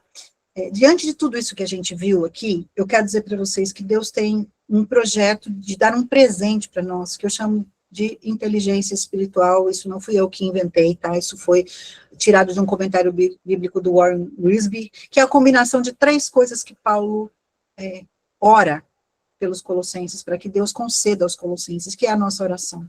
Que Deus conceda conhecimento pleno da sua vontade. Isso ele está concedendo para você agora. Ele está mostrando para você qual é a vontade dele, iniciando a exibição, né, desse conhecimento, do que Deus quer para você nessa área do sofrimento. Deus concede sabedoria, que é a capacidade de aplicar na sua vida esse conhecimento, e ele concede discernimento, que é o que a gente mais precisa, irmãs. A gente tem que olhar para a nossa vida e perceber as digitais de Deus, aonde ele está nos conduzindo. O que ele está permitindo acontecer, aonde ele está nos levando, quem são as pessoas com quem nós encontramos, quais são as decisões, ele vai nos mostrando o caminho, pouco a pouco, para a gente tomar as decisões corretas e fazer a sua vontade. Deus não mostra o projeto inteiro, mas o projeto existe. E ele vai nos guiando, né? Como diz aquele versículo maravilhoso de Provérbios, capítulo 4, né? O caminho do justo é como a luz da aurora. É o dia nascendo, né, que vai surgindo mais e mais, ou seja, vai brilhando mais e mais até ser dia perfeito. Chega uma hora, e essa hora vai chegar na eternidade para nós, né, que nós vamos, de alguma maneira, não sei como, a Bíblia não fala isso com clareza, nós vamos conseguir olhar para a nossa vida e falar, gente, que coisa maravilhosa, foi a graça de Deus. Quantos livramentos, quantas bênçãos, quantas coisas, mas é luz da aurora, vai nascendo, Deus vai dando discernimento, percepção. Então, a gente tem que olhar para a nossa vida, irmãs, com um olhar inteligente. Você tem que reconhecer Deus no seu caminho. Esse é outro texto maravilhoso de Provérbios, capítulo 3. O que é reconhecer Deus no meu caminho, Cláudia? É eu entender o que é que ele está fazendo, ou pelo menos declarar, né, que eu vejo Deus, eu reconheço que Deus está no controle daquela situação. Eu posso não compreender a situação, mas eu me curvo a Deus, porque eu sei que ele está comigo ali, porque essa é a palavra, é a garantia que a gente tem do Senhor, que ele está conosco na fornalha. Então, eu preciso olhar para os passos que Deus está dando, né? É muito difícil, por exemplo, quando a gente descobre algumas coisas que a gente não gostaria de descobrir. Mas por que Deus está mostrando determinadas coisas? Por que, por exemplo, você descobriu alguma coisa do seu filho que você não esperava? Pode ser coisa ruim, mas pode ser coisa boa. Não precisamos só falar de sofrimento. Mas por que Deus permitiu que chegasse alguma informação até você? Você já parou para pensar que às vezes Deus mostra coisa para nós que nós não estávamos procurando? É porque ele tem propósito, ele quer que a gente saiba lidar com a situação. Você já parou para pensar que às vezes vem pensamentos na sua cabeça, né, diante de uma situação, que você fala assim, não, isso não pode ter vindo de mim. São condições que Deus nos dá de perceber coisas. Você está falando de revelação. Para Deus, até revelação. No campo do mistério de Deus, tudo é possível, mas eu quero dizer que nós estamos falando aqui de uma coisa que passa pelo nosso raciocínio. Deus faz a gente entender algumas coisas. Então isso foi por conta disso. Eu creio que naquela conversa que eu tive com aquele líder, que foi uma conversa muito difícil, mas muito respeitosa, Deus me deu uma percepção das coisas ali, naquele momento. Não porque eu sou maravilhosa, mas porque eu precisava. Porque senão eu ia desistir de dar aula para mulher. Não, eu vou fazer outra coisa na minha vida, porque foi basicamente isso que ele me disse. Ou você ensina coisas de mulher, mas espera aí, né? Então, assim, Deus nos dá capacidade, às vezes, de perceber no momento, ou num olhar para trás, discernir algumas coisas que são valiosas para a solução dos problemas. Ou até para a gente aceitar a vida como ela é. Ou para fazer as mudanças que precisam ser feitas, mas nós precisamos desse discernimento, queridas. Isso é presente de Deus. Isso está lá em Provérbios capítulo 2, versículo 6 até o versículo 9. Lá diz que Deus é quem dá para a gente a sabedoria, o entendimento e o conhecimento. Paulo não inventou isso, ele tirou lá de Salomão. Então, isso é presente de Deus para todas nós, presente de Deus. Aceite este presente. Eu quero trazer 2 conceitos agora para você. E tudo isso está fundamentando a nossa leitura de Pedro, tá? O primeiro conceito já é conhecido daquelas que já fazem minicurso. O primeiro conceito é a referência. É Deus como o eixo da minha vida, ou seja, se eu quiser enfrentar bem a vida, eu tenho que ter temor de Deus. E não é no sentido de ter medo de Deus, mas é eu ter reconhecimento da soberania e do amor, e realmente ter uma atitude de submissão ao Senhor. Se eu não me submeto a Deus como fundamento de toda a sabedoria, eu me revolto absolutamente contra tudo que acontece de ruim. Então, eu preciso realmente ter Deus aqui, ó, controlando todos os raios da minha vida, todas as áreas da minha vida. E é interessante que no plano de Deus, tudo isso funciona, apesar do nosso olhar contemplar desarmonia, às vezes uma área está mais desenvolvida, para Deus está girando tudo junto. Porque o plano dele está acontecendo, a roda da nossa vida está seguindo. Entendeu? Então, a gente tem que olhar para Deus com essa referência. Deus é o eixo da minha vida, ele tem o controle absoluto. E o segundo conceito é o da teodependência. Ou seja, eu não posso só reconhecer Deus como a minha referência, mas eu preciso depender dele. Olha que lindo esse texto de 1 de Pedro 1:21. Por meio de Cristo, vocês vieram a crer em Deus, depender de Cristo para a fé em Deus, ou seja, eu me torno filha de Deus, eu dependo de Cristo para entrar na família. Vocês também depositam a sua esperança em Deus. Percebem a dependência? Nós dependemos de Deus. Por quê? Porque a gente sozinho só dá BO, a gente não resolve muita coisa. A gente vai até um certo ponto de autonomia, mas chega uma hora que, para. Porque ele, Deus, ressuscitou Cristo dos mortos. Percebem que Pedro, ele é totalmente cristocêntrico. Ele é teorreferente, mas é cristocêntrico. Ou seja, se você quer aprender a sofrer segundo a vontade de Deus, você e eu precisamos aprender a depositar a nossa fé na esperança em Deus. Porque há coisas, irmãs, que só Deus pode fazer por nós. Nós precisamos esperar em Deus. Agora, esperar não é simplesmente na base do, eu acho que, não, eu tenho, né, eu decreto, eu determino, isso é outra daquelas bobagens que só geram frustração nas pessoas. Que às vezes Deus é bondoso e ele concede alguns desejos, porque ele sabe que a gente está precisando de um socorro imediato. Mas na maturidade cristã, a gente começa a menos dizer eu quero isso, e mais dizer seja feita a tua vontade. Isso é depositar a fé na esperança em Deus, que Deus vai fazer o que é melhor, ainda que aparentemente tudo esteja indo morro abaixo. Isso é o que Pedro nos ensina. E a base, gente, é o poder da ressurreição. Ou seja, se Deus fez o que era mais grave, mais difícil, que era impossível para nós, que era resolver o problema dos nossos pecados, Paulo fala em Romanos 8, não nos dará também, junto com Jesus, abundantemente todas as coisas. Ou seja, Deus está querendo nos ajudar a entender. O alvo de Deus para você no meio da crise, de acordo com Pedro, é paz. É paz em meio à crise. Veja, percebe isso aqui, eu achei interessante, porque está cheio de furo aqui, a gente que atirou para tudo que é lado. Isso aqui são as nossas tentativas de resolução. E Deus vai lá e pá, acerta o alvo bem no meio, nos dando o que a gente mais precisa para a solução dos nossos problemas, que é a paz. Quando a gente está com problema, o coração fica perturbado. E é natural, é humano.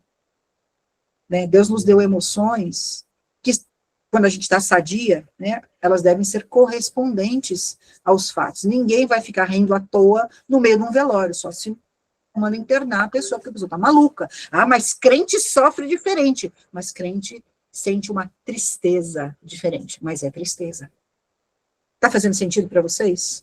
E o que mais é extraordinário é a promessa da paz que nós precisamos para os enfrentamentos, a paz que vem, que Paulo fala que excede a compreensão, ou seja, é uma paz que não faz sentido humanamente falando, porque que não combina com a situação, mas mediante uma vida de oração, mediante uma vida de comunhão com Deus, Deus derrama essa paz. Essa paz é chamada de shalom. É o shalom.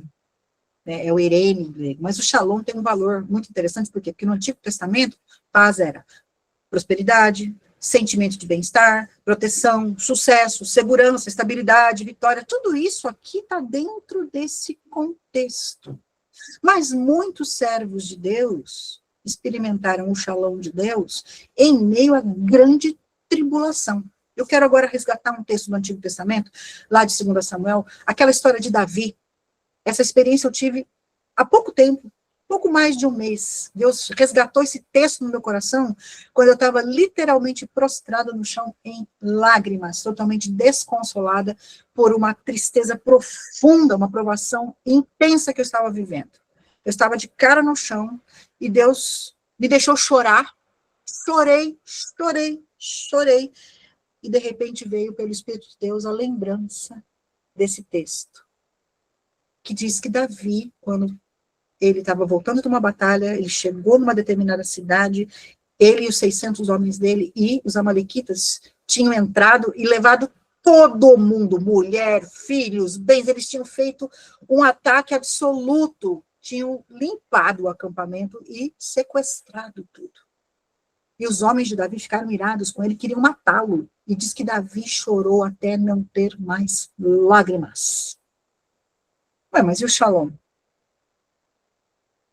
O shalom veio quando, depois de lamentar profundamente aquela dor que era real, Deus diz na Bíblia que Davi se reanimou no Senhor. Ele se levantou inspirado pela esperança e ele experimentou o shalom de Deus que traz integridade, equilíbrio, bom senso, autocontrole, lucidez, tranquilidade, proatividade, resiliência e perseverança. Essas são as bênçãos de Deus, quando a gente desfruta da paz que excede todo entendimento, e que Davi recebeu naquele momento de profunda dor, depois de lamentar profundamente. Ou seja, se você está em sofrimento, chore. Não é pecado chorar.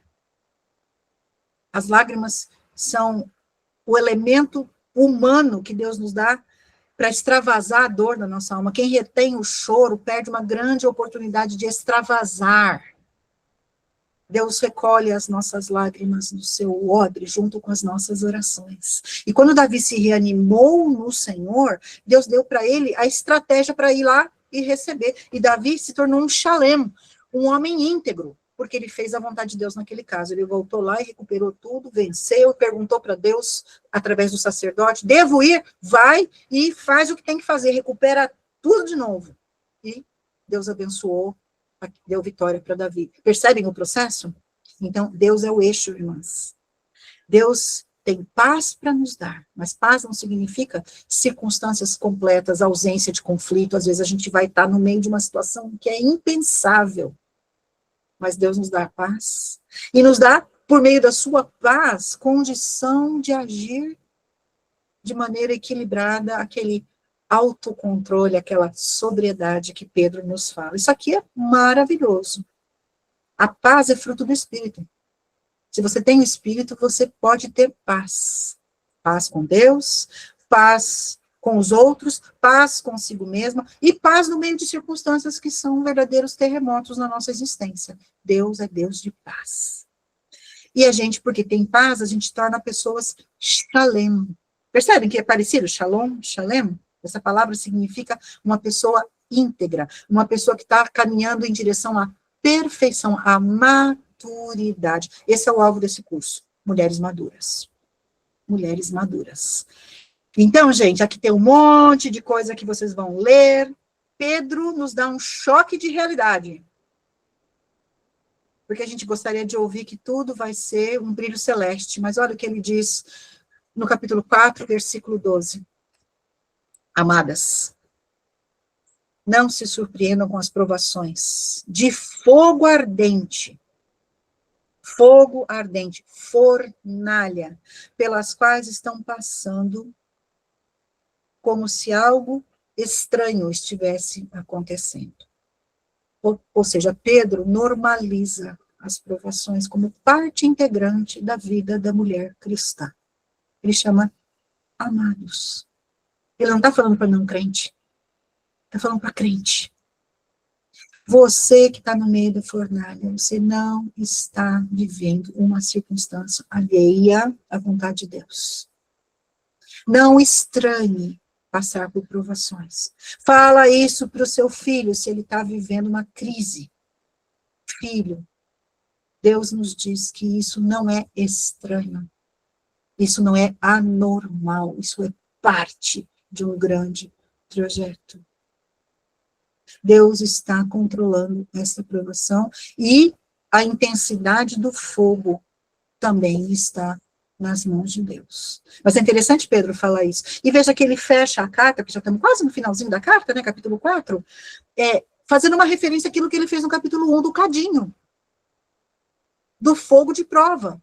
Então, a gente soma esses dois conhecimentos, a carta abre, a carta fecha, falando que os nossos sofrimentos estão operando nas mãos de Deus para, com intencionalidade, Deus produzir em nós um espírito aprovado, ou seja, o fogo não é para nos destruir, é para nos purificar, para nos tornar mais relevantes. E aqui está o estudo que a gente já fez, da dianoia. Aqui está o que é ser sóbria. O que é esse autocontrole, Cláudia, que eu preciso desenvolver quando a minha mente está firmada, está focada no projeto de Deus, quando eu já entendi que aquela aprovação, ela não vem para me destruir, ela vem como parte de um projeto intencional de Deus. Então, o que ele diz? No Novo Testamento, todas as vezes que a palavra sobriedade ou autocontrole aparece, denota clareza mental. Ou seja, eu preciso estar com a mente lúcida para fazer enfrentamento. Se eu fico desesperada, se eu fico desequilibrada, se eu fico absolutamente descontrolada, se eu perco o prumo, e volto a dizer, isso não quer dizer que não me afeta, não quer dizer que eu sofro, quer dizer que isso não me desestabiliza ao ponto da exaustão e da impossibilidade de pensar as coisas com clareza. Uma vez eu estava ouvindo uma pessoa falar, eu achei sensacional. Eu não digo que isso é para todo mundo, mas eu gostei da ideia. Uma pessoa estava contando como ela faz os enfrentamentos da vida dela. Perguntaram para ela como que ela lida, por exemplo, quando ela tem uma perda profunda. Ela fala assim, eu me dou o direito de chorar 2 dias. Eu choro. No 3º dia, eu me levanto e vou começar a resolver o que é possível. Eu achei interessante isso. Nem todo mundo tem, talvez, essa capacidade de autocontrole. Achei muito interessante isso, porque ela delimitou o tempo. No Antigo Testamento, o luto tinha um tempo. O luto era uma coisa que aparecia fisicamente. As pessoas perdiam alguém, elas choravam, chamavam, inclusive, carpideiras para chorar, aquelas mulheres que eram, quando a pessoa não tinha muitos amigos, chamava alguém para chorar no velório, mas a viúva ou o viúvo rasgavam as roupas, era pano de saco, aquela roupa que irritava, tudo apontava para uma grande dor, mas não era para sempre. E é interessante, porque lá em Isaías, capítulo 61, Deus diz que ele transforma o lamento, o pranto, o luto em vestes de louvor. Olha que figura interessante. Ou seja, é possível a gente pedir a Deus para nos ajudar a limitar a forma da gente enfrentar, o da sabedoria, como a gente vai enfrentar o tempo de choro, para que a gente possa ter clareza mental para continuar tomando as providências. Agora, gente, na semana que vem, eu quero apresentar para vocês uma tabela de como os sofrimentos impactam. Isso foi desenvolvido por especialistas. Tem sofrimentos, e cada sofrimento impacta de uma maneira muito específica e com maior ou menor grau, dependendo da pessoa e dependendo da situação. Nós não podemos falar que todo mundo sofre do mesmo jeito. Então, queridas, notinha de rodapé aqui, quando você estiver acompanhando alguém em sofrimento, obviamente, você vai sentar e vai abraçar e vai consolar, mas você não vai julgar a dor da pessoa pela sua dor, porque ela é uma pessoa com uma capacidade própria, com um limite pessoal de sofrimento. Vocês lembram de Jó? Lembram do amigo de Jó, dos amigos de Jó? Os absurdos. A melhor coisa que aqueles homens fizeram foi quando eles chegaram e ficaram 7 dias sentados do lado, calados. Mas quando eles começaram a abrir a boca e tentaram começar a explicar a Deus, explicar isso, pronto, né? Desestruturou tudo. Foi horrível. E Jó chega para eles e fala, vocês são conselheiros horríveis. Por quê? Porque eles desconsideraram a vulnerabilidade, a pessoalidade. Deus vai com a gente no nosso sofrimento. Quero ler um texto para vocês em Isaías. Abre lá, em Isaías 60. Deixa eu abrir aqui. 63. A gente acha que Deus, porque está além do tempo, Deus não tem capacidade de compreender a nossa dor. Bom, primeiro que Jesus encarnou, ele sofreu todas as nossas dores. Ele sabe exatamente o que é ser rejeitado, o que é ser traído, o que é ouvir gente mentindo. Deus sabe. Mas ele registra no livro profético, no capítulo 63, versículo 9, o seguinte: em todo o sofrimento deles, está falando aqui do povo de Israel, ele também sofreu. Deus sofreu quando o povo estava cativo no Egito. Deus sente a nossa dor. Ele mesmo salvou. Então, Deus não é impotente com relação à nossa dor, ele só entende muito bem a nossa dor e age a nosso favor. Em seu amor e misericórdia, ele os resgatou. Levantou-os e nos braços o carregou ao longo dos anos. Ou seja, Deus entende a nossa dor. Mas nós precisamos nos tornar pessoas que entendem também a dor dos outros e a nossa própria dor, e respeitamos esses limites, mas ao mesmo tempo pedimos a Deus para nos dar condições de nos tornarmos claras, ter a mente clara para a gente enfrentar com sabedoria, porque não é só a dor é parte da nossa vida. Nós temos toda uma outra parte da vida que precisa continuar, nós temos que seguir a existência. Então, qual é o tempo do sofrimento, Senhor? Me ajuda. Né? 2 Timóteo 4,5 diz o seguinte: você, porém, seja moderado em tudo. Equilíbrio. Porque a gente tende a ficar desequilibrada quando a gente está sofrendo. A gente dedica toda a nossa vida àquele pensamento. Muitas vezes a gente esquece de outras coisas. Equilíbrio. Suporte os sofrimentos. Paulo diz para Timóteo, que era um menino bem frágil, criado por mamãe e vovó, ele precisou amadurecer. Paulo chamava ele o tempo todo, olha, vamos Timóteo. Né? Por quê? Porque às vezes a gente quer fugir do sofrimento. E Paulo fala, há coisas que não dá para fugir, você vai suportar, seja equilibrado, faça a obra de evangelismo, cumpre plenamente o seu ministério, ou seja, a obra não para porque a gente está sofrendo. Como eu falei, às vezes a gente está tão doída que Deus tira a gente para o cantinho e fala, filha, descansa aqui um pouco, a gente precisa desse tempo de refrigério, mas não vai ser para sempre, Deus vai voltar a gente para o nosso ministério, a gente precisa ter essa visão. E uma outra a versão do mesmo texto diz o seguinte: você, porém, está falando para Timóteo, né, deve manter a sobriedade em todas as situações. Não tenha medo de sofrer. E aqui eu preciso falar para vocês. A gente tem esse medo de sofrer.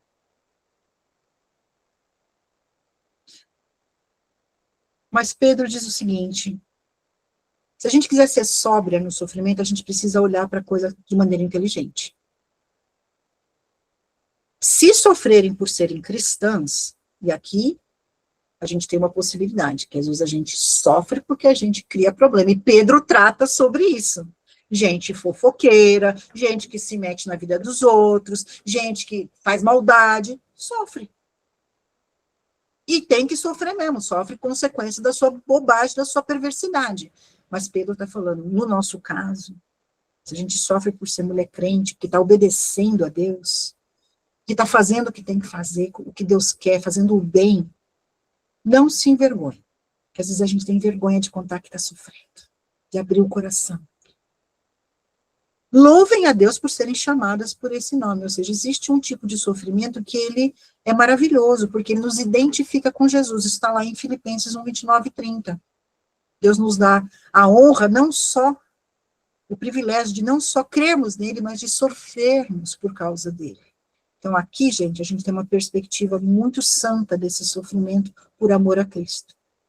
E aí outro texto, no versículo 19, diz, portanto, se vocês sofrem porque cumprem a vontade de Deus, é o sofrimento da mulher obediente, que persevera no sofrimento, continuem a fazer o que é certo, isso é sobriedade. Isso é sobriedade. E confiem a sua vida àquele que os criou. Por quê? Porque ele é fiel. Aqui a gente volta para o raciocínio de Pedro das filhas de Sara.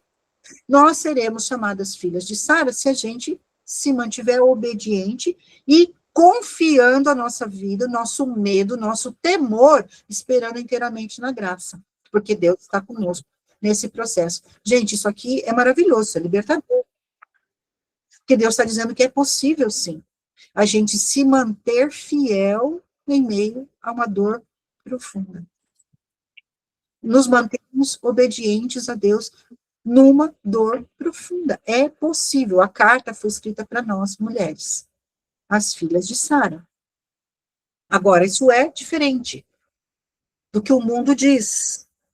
E Tiago, lá em Tiago 1,8, diz que tem gente que tem uma mente que patina, que oscila, para lá e para cá.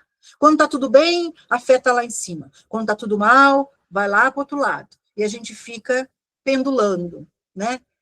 Fé sem fé. Fé. E é uma crente imatura. O mundo diz que a gente tem que separar o que a gente pensa do que a gente crê. E Tiago diz que, gente, assim é gente de mente dividida. Alma dupla. O que quer dizer isso? Quer dizer que se no enfrentamento da minha vida espiritual eu fico, uma hora eu me apego a Deus, outra hora eu não sei tanto se estou tão apegada, eu fico oscilando, eu tenho dificuldade de receber de Deus as respostas de oração que eu preciso. Esse é o ensinamento de Tiago sobre fé. Então, a gente falou de paz, agora eu estou falando de fé. Quando você pensa corretamente na Bíblia, a sua fé, o seu pensar, ele motiva a sua crença, você se apega a Deus. Mas se você pensa de um jeito, você vai e crê de outro, olha o que vai acontecer com você. Quem fala isso é o John Piper. Neste livro, que eu recomendo muito, eu vou tirar foto depois, colocar lá para vocês, nesse livro que se chama Lutando contra a Incredulidade. O John Piper, a tese do livro, é que incredulidade não é só não crer em Cristo para perdição eterna, ou seja, coisa de incrédulo. Incredulidade é uma coisa que acontece com crente. A gente chama isso de ateísmo funcional.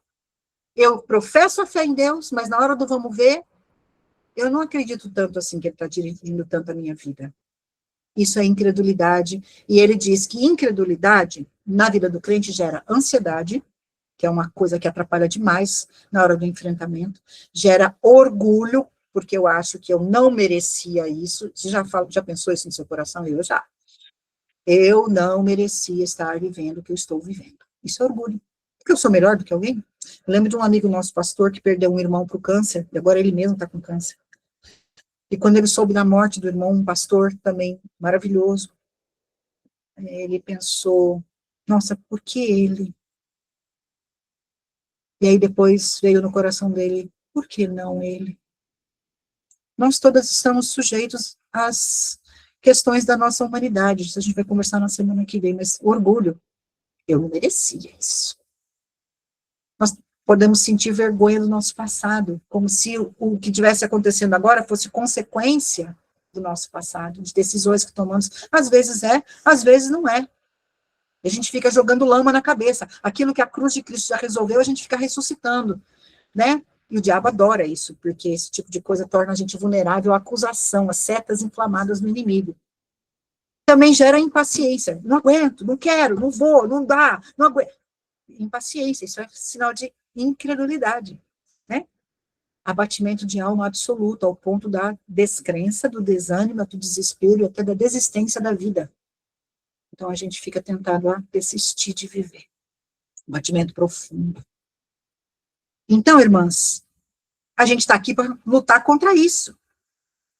O que mais faz a gente oscilar entre a fé e a incredulidade é sentir medo. E eu quero gastar um pouco de tempo com isso aqui. Por que a gente tem medo, irmãs? A gente tem medo de sofrer. Tudo isso aqui está sujeito a acontecer no plano perfeito de Deus. Adoecer, morrer, sofrer, sentir dor, perder tudo, ficar só, envelhecer, errar, tomar decisões, ser traída, futuro, não aguentar. Nós temos medo de tudo isso. E eu vou dizer uma coisa, são coisas que ameaçam a nossa estabilidade mesmo. Tem muito mais coisas. Se eu abrir isso aqui para vocês, coloca aí no chat do que você tem medo. Talvez seja alguma coisa dessa, talvez seja de outra coisa. O medo faz parte da natureza humana, mas o medo não foi criado por Deus originalmente para nós. Vocês sabiam disso? Primeira vez que a palavra medo aparece na Bíblia, aparece no Éden, depois que Adão e Eva pecaram, e eles se esconderam, fizeram lá aquela roupinha muito safada de figueira lá, para se esconder, porque descobriram que estavam nus, e quando Deus chama, escuta, vamos bater um papo, porque eles conversavam todos os dias, na viração do dia, Deus ia tomar o chá das 5 com Adão e Eva, todo dia, e de repente Deus aparece para o encontro, e cadê eles? Estão escondidos. Deus pergunta, estão. E Adão se apresenta e fala assim, me escondi porque tive medo. Medo, gente, é uma das coisas mais paralisantes na vida da mulher crente. O medo é uma trava anterior. Né? Então, a gente precisa pensar que até isso, que pode ser uma das coisas que mais nos prejudica na nossa vida de fé, pode se tornar um instrumento para nos levar mais perto do Senhor. Quando orientado biblicamente, o que a gente vai sentir? O problema é o que a gente faz com o medo. O medo é uma alavanca que nos conduz à dependência de Deus em oração e ao exercício da fé que vence o mundo. É aqui que Pedro se concentra. Quando a gente vai fazer os enfrentamentos, segundo Pedro, né, de lideranças injustas, de senhores cruéis, de marido que não compreende, né, de governos que são absolutamente, naquela época, o ser humano não era nada. Uma igreja que era constituída basicamente de escravos. Escravo nem gente era considerado, eles podiam ser mortos a qualquer momento. Período de Nero, vocês depois vão ver os slides, lá está toda a parte histórica. E eu compartilhei com o pessoal do grupo um texto que trata de como foi que Pedro, o mundo de Pedro na época em que ele escreveu o livro. Na época de Nero, gente. Vocês sabem, vocês têm conhecimento da história universal. É nesse contexto que Pedro está escrevendo as coisas. Mas, em vez do medo que era promovido por todas essas circunstâncias, né, tornar esse pessoal inviável, ou até, como no caso dos hebreus, querendo voltar para a religião antiga, queriam abandonar Jesus e voltar para o judaísmo, porque eles estavam sofrendo. Pedro diz que o medo pode nos tornar a ir mais em direção a Deus. Vai mudar as nossas orações, vai nos tornar mais conscientes da teorreferência e da teodependência.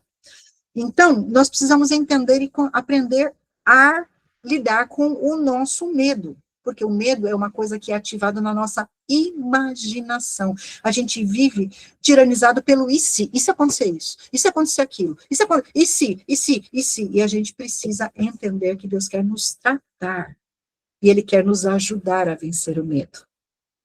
Então, quando a gente pensa biblicamente sobre o medo, o pensar biblicamente vai nos levar a crer com mais intensidade. E quanto mais a gente pensa biblicamente, mais a gente confia no Senhor. E esse ciclo nos leva para a resolução da crise no nosso coração. Um enfrentamento sóbrio do sofrimento. E olha que interessante, a repercussão que Pedro olha, quando Sara e as amigas de Sara resolvem enfrentar o medo do jeito correto. Sara, por exemplo, está lá no texto de 1 de Pedro 3, obedecia a Abraão e o chamava de Senhor. O que quer dizer isso? Que mesmo ela tendo uma decepção tremenda, ela não desistiu. Ela não desistiu. Abraão tinha promessas de Deus. A gente sabe que a história deles foi complicada, porque Sara providenciou uma barriga de aluguel. Aquilo criou uma crise no casamento. Ela não era nenhuma pessoa fácil também, Sara tinha muita personalidade. Mas ela, em algum momento, ela entendeu que para poder viver as promessas de Deus para ela, ela precisava concordar com Abraão na condução das coisas. E aí, a aplicação para a nossa vida. Vocês serão filhas de Sara quando praticarem o bem, ou seja, quando se colocarem numa posição de humildade e obediência, seja, né, a circunstância que for, a gente vai ter que discutir isso, sem medo algum. Ou seja, Sara deve ter sentido muito medo, porque ela foi traída por Abraão. Ele, em vez de protegê-la, ele usou-la como escudo humano. Ela tinha tudo para desertar. Mas, em algum momento, em alguma instância, ela entendeu que o projeto de Deus era mais valioso do que a própria vida dela. E ela se submeteu. E Pedro diz, vocês serão filhas de Sara quando praticarem o bem, ou seja, fazerem a vontade de Deus. Essa é a associação desse texto. Fazer o bem não é só a gente beneficiar uma pessoa, tá? Da oferta, da esmola, ser hospitaleira. Praticar o bem é fazer a vontade de Deus.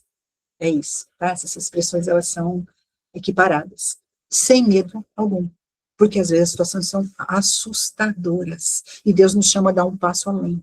Então, meninas, nosso tempo juntas aqui vai ser realmente um chamado à maturidade. Nós queremos crescer. Todas as cartas do Novo Testamento têm esse objetivo.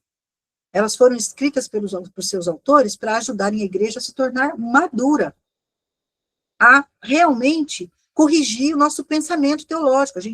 Humanamente, a gente pensa de um jeito, as cartas nos ajudam a pensar de outro jeito. Elas nos orientam a sermos mulheres piedosas, mulheres que realmente praticam o temor do Senhor. Elas nos ajudam a resolver crises. Tem muita sabedoria na Bíblia, que se a gente aplicar, a gente vai evitar problema. Mas, às vezes, o sofrimento vai vir e a gente vai ter que administrar. E é uma carta escrita também para nos animar. Então, essa aqui vai ser a nossa agenda. Para quem quer fazer o minicurso, eu acho que o link está aí, Livi pode postar de novo o link, vai ter uma Santa Mulher de Deus que vai ganhar uma bolsa, né? Se você quiser, tem um valor, isso é o meu ministério, isso é como hoje eu levanto o meu sustento, então esse valor de vocês me abençoa para continuar no meu projeto de vida, nos meus estudos, na minha proposta de trabalho, e eu escolhi esses 3 temas, de tudo que tem na carta. Nós tratamos hoje estabelecendo os alicerces da mente, ou seja, como é que eu penso como uma filha de Sara. Mas a gente vai ter que trabalhar também o modelo de Cristo, o que é a teologia do sofrimento e a vontade de Deus, ou seja, quais são as bases do sofrimento. Como é que Deus trabalha na carta, dizendo para a gente o que é isso de sofrer segundo a vontade de Deus, como é que funciona isso. Nós vamos ter que falar sobre soberania de Deus. É um assunto bastante tocante, muito importante para a gente discernir o nosso momento de vida. No terceiro encontro, nós vamos falar sobre casamentos complicados. Submissão, coragem e convicções. Como é que a gente faz a transposição temporal de uma época em que a mulher era praticamente um objeto para uma realidade onde nós já somos reconhecidas na Igreja de Deus como seres humanos completos? Será que a história, será que a sociologia, será que a antropologia, será que a teologia nos posiciona diante de uma realidade histórica de maneira diferente? Como que a gente administra com sabedoria isso? Precisamos debater, precisamos entender o que é perdão, o que é submissão. Terceiro encontro. E no último, nós vamos falar sobre batalha espiritual, porque Pedro, de maneira muito estratégica, ele fala de sofrimento na carta inteira, mas ele só menciona Satanás lá no final, de propósito, porque a gente tende a jogar tudo na responsabilidade do diabo, e sim, ele é o tentador, ele é o acusador, ele é o destruidor, ele é tudo isso, mas me parece que Pedro trabalha de uma outra maneira, ele prefere colocar o foco da carta em Deus, e lá no finalzinho ele ensina a gente a entender a batalha espiritual, e a gente vai ter que conversar sobre isso, como que a gente continua sendo serva fiel no meio da batalha espiritual, porque Pedro fala em dom espiritual no capítulo 4. Percebem quanta coisa legal a gente tem aí pela frente, não é? Então, vocês vão receber esses slides todos, tem muitas informações aqui para vocês, tá? Sobre como a carta foi escrita. quem era Pedro e tudo mais, e aqui eu quero agora só terminar dizendo o seguinte. Por que sofremos? Porque somos humanas, estamos sujeitas às influências e às circunstâncias da vida nesse mundo caído. Ou seja, enquanto estivermos aqui, o sofrimento vai fazer parte, porque é uma coisa que está ligada à temporalidade, a este momento da história. Quando Deus virar a página da história e nós formos encontrar com Ele, se formos levadas pelo Senhor pela morte, estaremos num estado de acordadas, mas desprovidas do corpo, né? As nossas almas, nosso mundo espiritual vai estar no seio de Abraão, né? No que é chamado de paraíso por Jesus, livres da dor. Um dia, Deus vai ressuscitar o nosso corpo, glorificado, estaremos para sempre com o Senhor, não mais dor, não mais doença, não mais lágrimas, essa é a promessa do Apocalipse, mas isso pertence a uma outra realidade, a nossa realidade, mas não adianta a gente inventar moda, a gente está sujeito a dor. Por que sofremos? Porque somos humanos. Também sofremos por amor a Deus. Muitas vezes a gente sofre porque a gente é leal ao Senhor. E nem sempre isso é bem compreendido. Se você é crente numa família de incrédulos, você sabe bem do que eu estou falando. É muito complicado. Basta você chegar num ambiente que todo mundo já fica assim, ih, chegou a crente. A chata. Só pelo fato da gente estar, em alguma medida, presente neste mundo, as pessoas acham que a gente já está acusando. E eles nos rejeitam. Fizeram isso com Jesus. Ele é o grande rejeitado. Então, o sofrimento por amor a Deus nos identifica, em certa medida, com a obra de salvação realizada por Jesus, que é o servo sofredor. Então, sofremos porque somos discípulos do servo sofredor. Faz parte do projeto. Também sofremos porque o sofrimento, quando compreendido e enfrentado de maneira bíblica, ou seja, essa é o potencial positivo do sofrimento. Deus, através do sofrimento, quer nos ajudar a nos tornar mulheres mais fortes e mais cheias de esperança no Senhor. Deus não quer filha mimada. Deus quer filha forte. Mulheres que são guerreiras gentis. Mulheres que são Eshet Ha'il.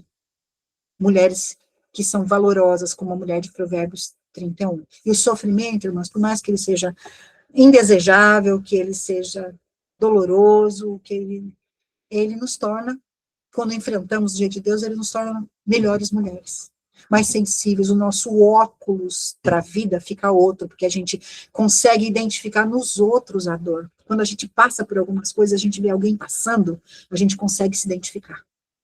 E 2 Coríntios capítulo 1 diz que com as consolações que somos consoladas, nós passamos a consolar. Ou seja, o nosso ministério nesse mundo, a nossa eficácia, a nossa relevância, a nossa influência vai multiplicando à medida que a gente vai aprendendo a sofrer segundo a vontade de Deus. Então, minhas queridas, aqui estão os desafios. São 4. O primeiro é a leitura bíblica. O segundo é você conhecendo um pouco mais sobre Pedro. Então, aqui tem textos sobre o apóstolo Pedro, para você saber um pouco mais de como ele chegou às conclusões que ele chegou pela biografia dele, pela convivência dele com Jesus. Aqui é sobre o seu sofrimento, é uma autoavaliação. Qual é a dor que mais te incomoda? E desafia você confiar em Deus. Faz uma análise da sua vida. Em alguma medida, essa dor, ela é justificada ou ela é causada por alguma decisão que você tomou, enfim, análise. Análise. E a memorização daquele texto que eu coloquei para vocês lá. Não se surpreenda com as provações de fogo ardente pelas quais você está passando, como se algo estranho estivesse lhe acontecendo. Pelo contrário, alegre-se muito por essas provações, a torna participante dos sofrimentos de Cristo. Ao propósito, a fim de que tenha a maravilhosa alegria de ver a sua glória quando ela for revelada. Nós somos prisioneiras da esperança, minhas queridas. Nossa vida não se encerra aqui, nós não estamos limitadas ao olhar do que a gente enxerga, os nossos olhos têm que transcender. Então, eu estou muito feliz de poder ter vocês aqui como participantes dessa aula, desse nosso encontro, Tudo isso vai estar disponível para vocês na plataforma, então nós vamos passar a gravação, ou amanhã, ou mais tardar no sábado, a minha querida companheira de lutas, a Kika, e a Lili, que são a equipe do Alma de Priscila. Obrigada, Lili, porque você está aí com a gente. Obrigada. A Kika não pode estar conosco hoje, mas essa gravação vai ser disponibilizada. Os slides também. Se você quiser fazer o mini curso, está aí o link para você entrar. Se você não é cadastrada na plataforma, isso é gratuito. Joga lá o seu nome. Lá tem masterclasses de várias mini cursos que são gratuitas. Você pode assistir os mini cursos se quiser, os antigos, tem a taxinha, você fica com acesso automático para todo o material, e eu peço que vocês orem pelo Alma de Priscila. Porque o meu objetivo, irmãs, é colaborar com o reino de Deus, com aquilo que ele tem me dado de crescimento pessoal, de conhecimento. Estou fazendo um doutorado agora numa área ministerial em liderança, então a gente vai ofertar durante o ano mais mini cursos, mas o meu objetivo é que Deus seja glorificado na vida das mulheres brasileiras, formando uma igreja forte de mulheres operacionais, mulheres influentes para a glória do Senhor. Então, todas estão convidadas, vocês podem nos procurar nos grupos com o seu WhatsApp. Nós temos o grupo de leitura bíblica, você pode se inserir, nós lemos a Bíblia juntas todos os dias, uma vez por semana eu coloco alguma coisa ali, orientando a leitura.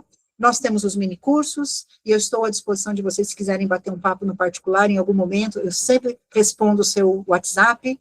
E se quiser fazer um mini curso, semana que vem, quinta-feira, 19h30, estamos juntas. As que não podem estar ao vivo, online gravado, vocês podem assistir depois, e Deus seja louvado por toda a vida de todas vocês. Estávamos em 50 mulheres hoje aqui, fico muito grata ao Senhor. Espero vocês na semana que vem, aquelas que já estão se matriculando para a glória de Deus. Eu vou pedir para minha amiga Rosaura. Obrigada, meninada. Já fiz o sorteio. Oi? O sorteio, já tinha esquecido. Fala, Lili, quem foi a vitoriosa aí? A Grace Ervolino. Não acredito! Muito bom, graças a Deus.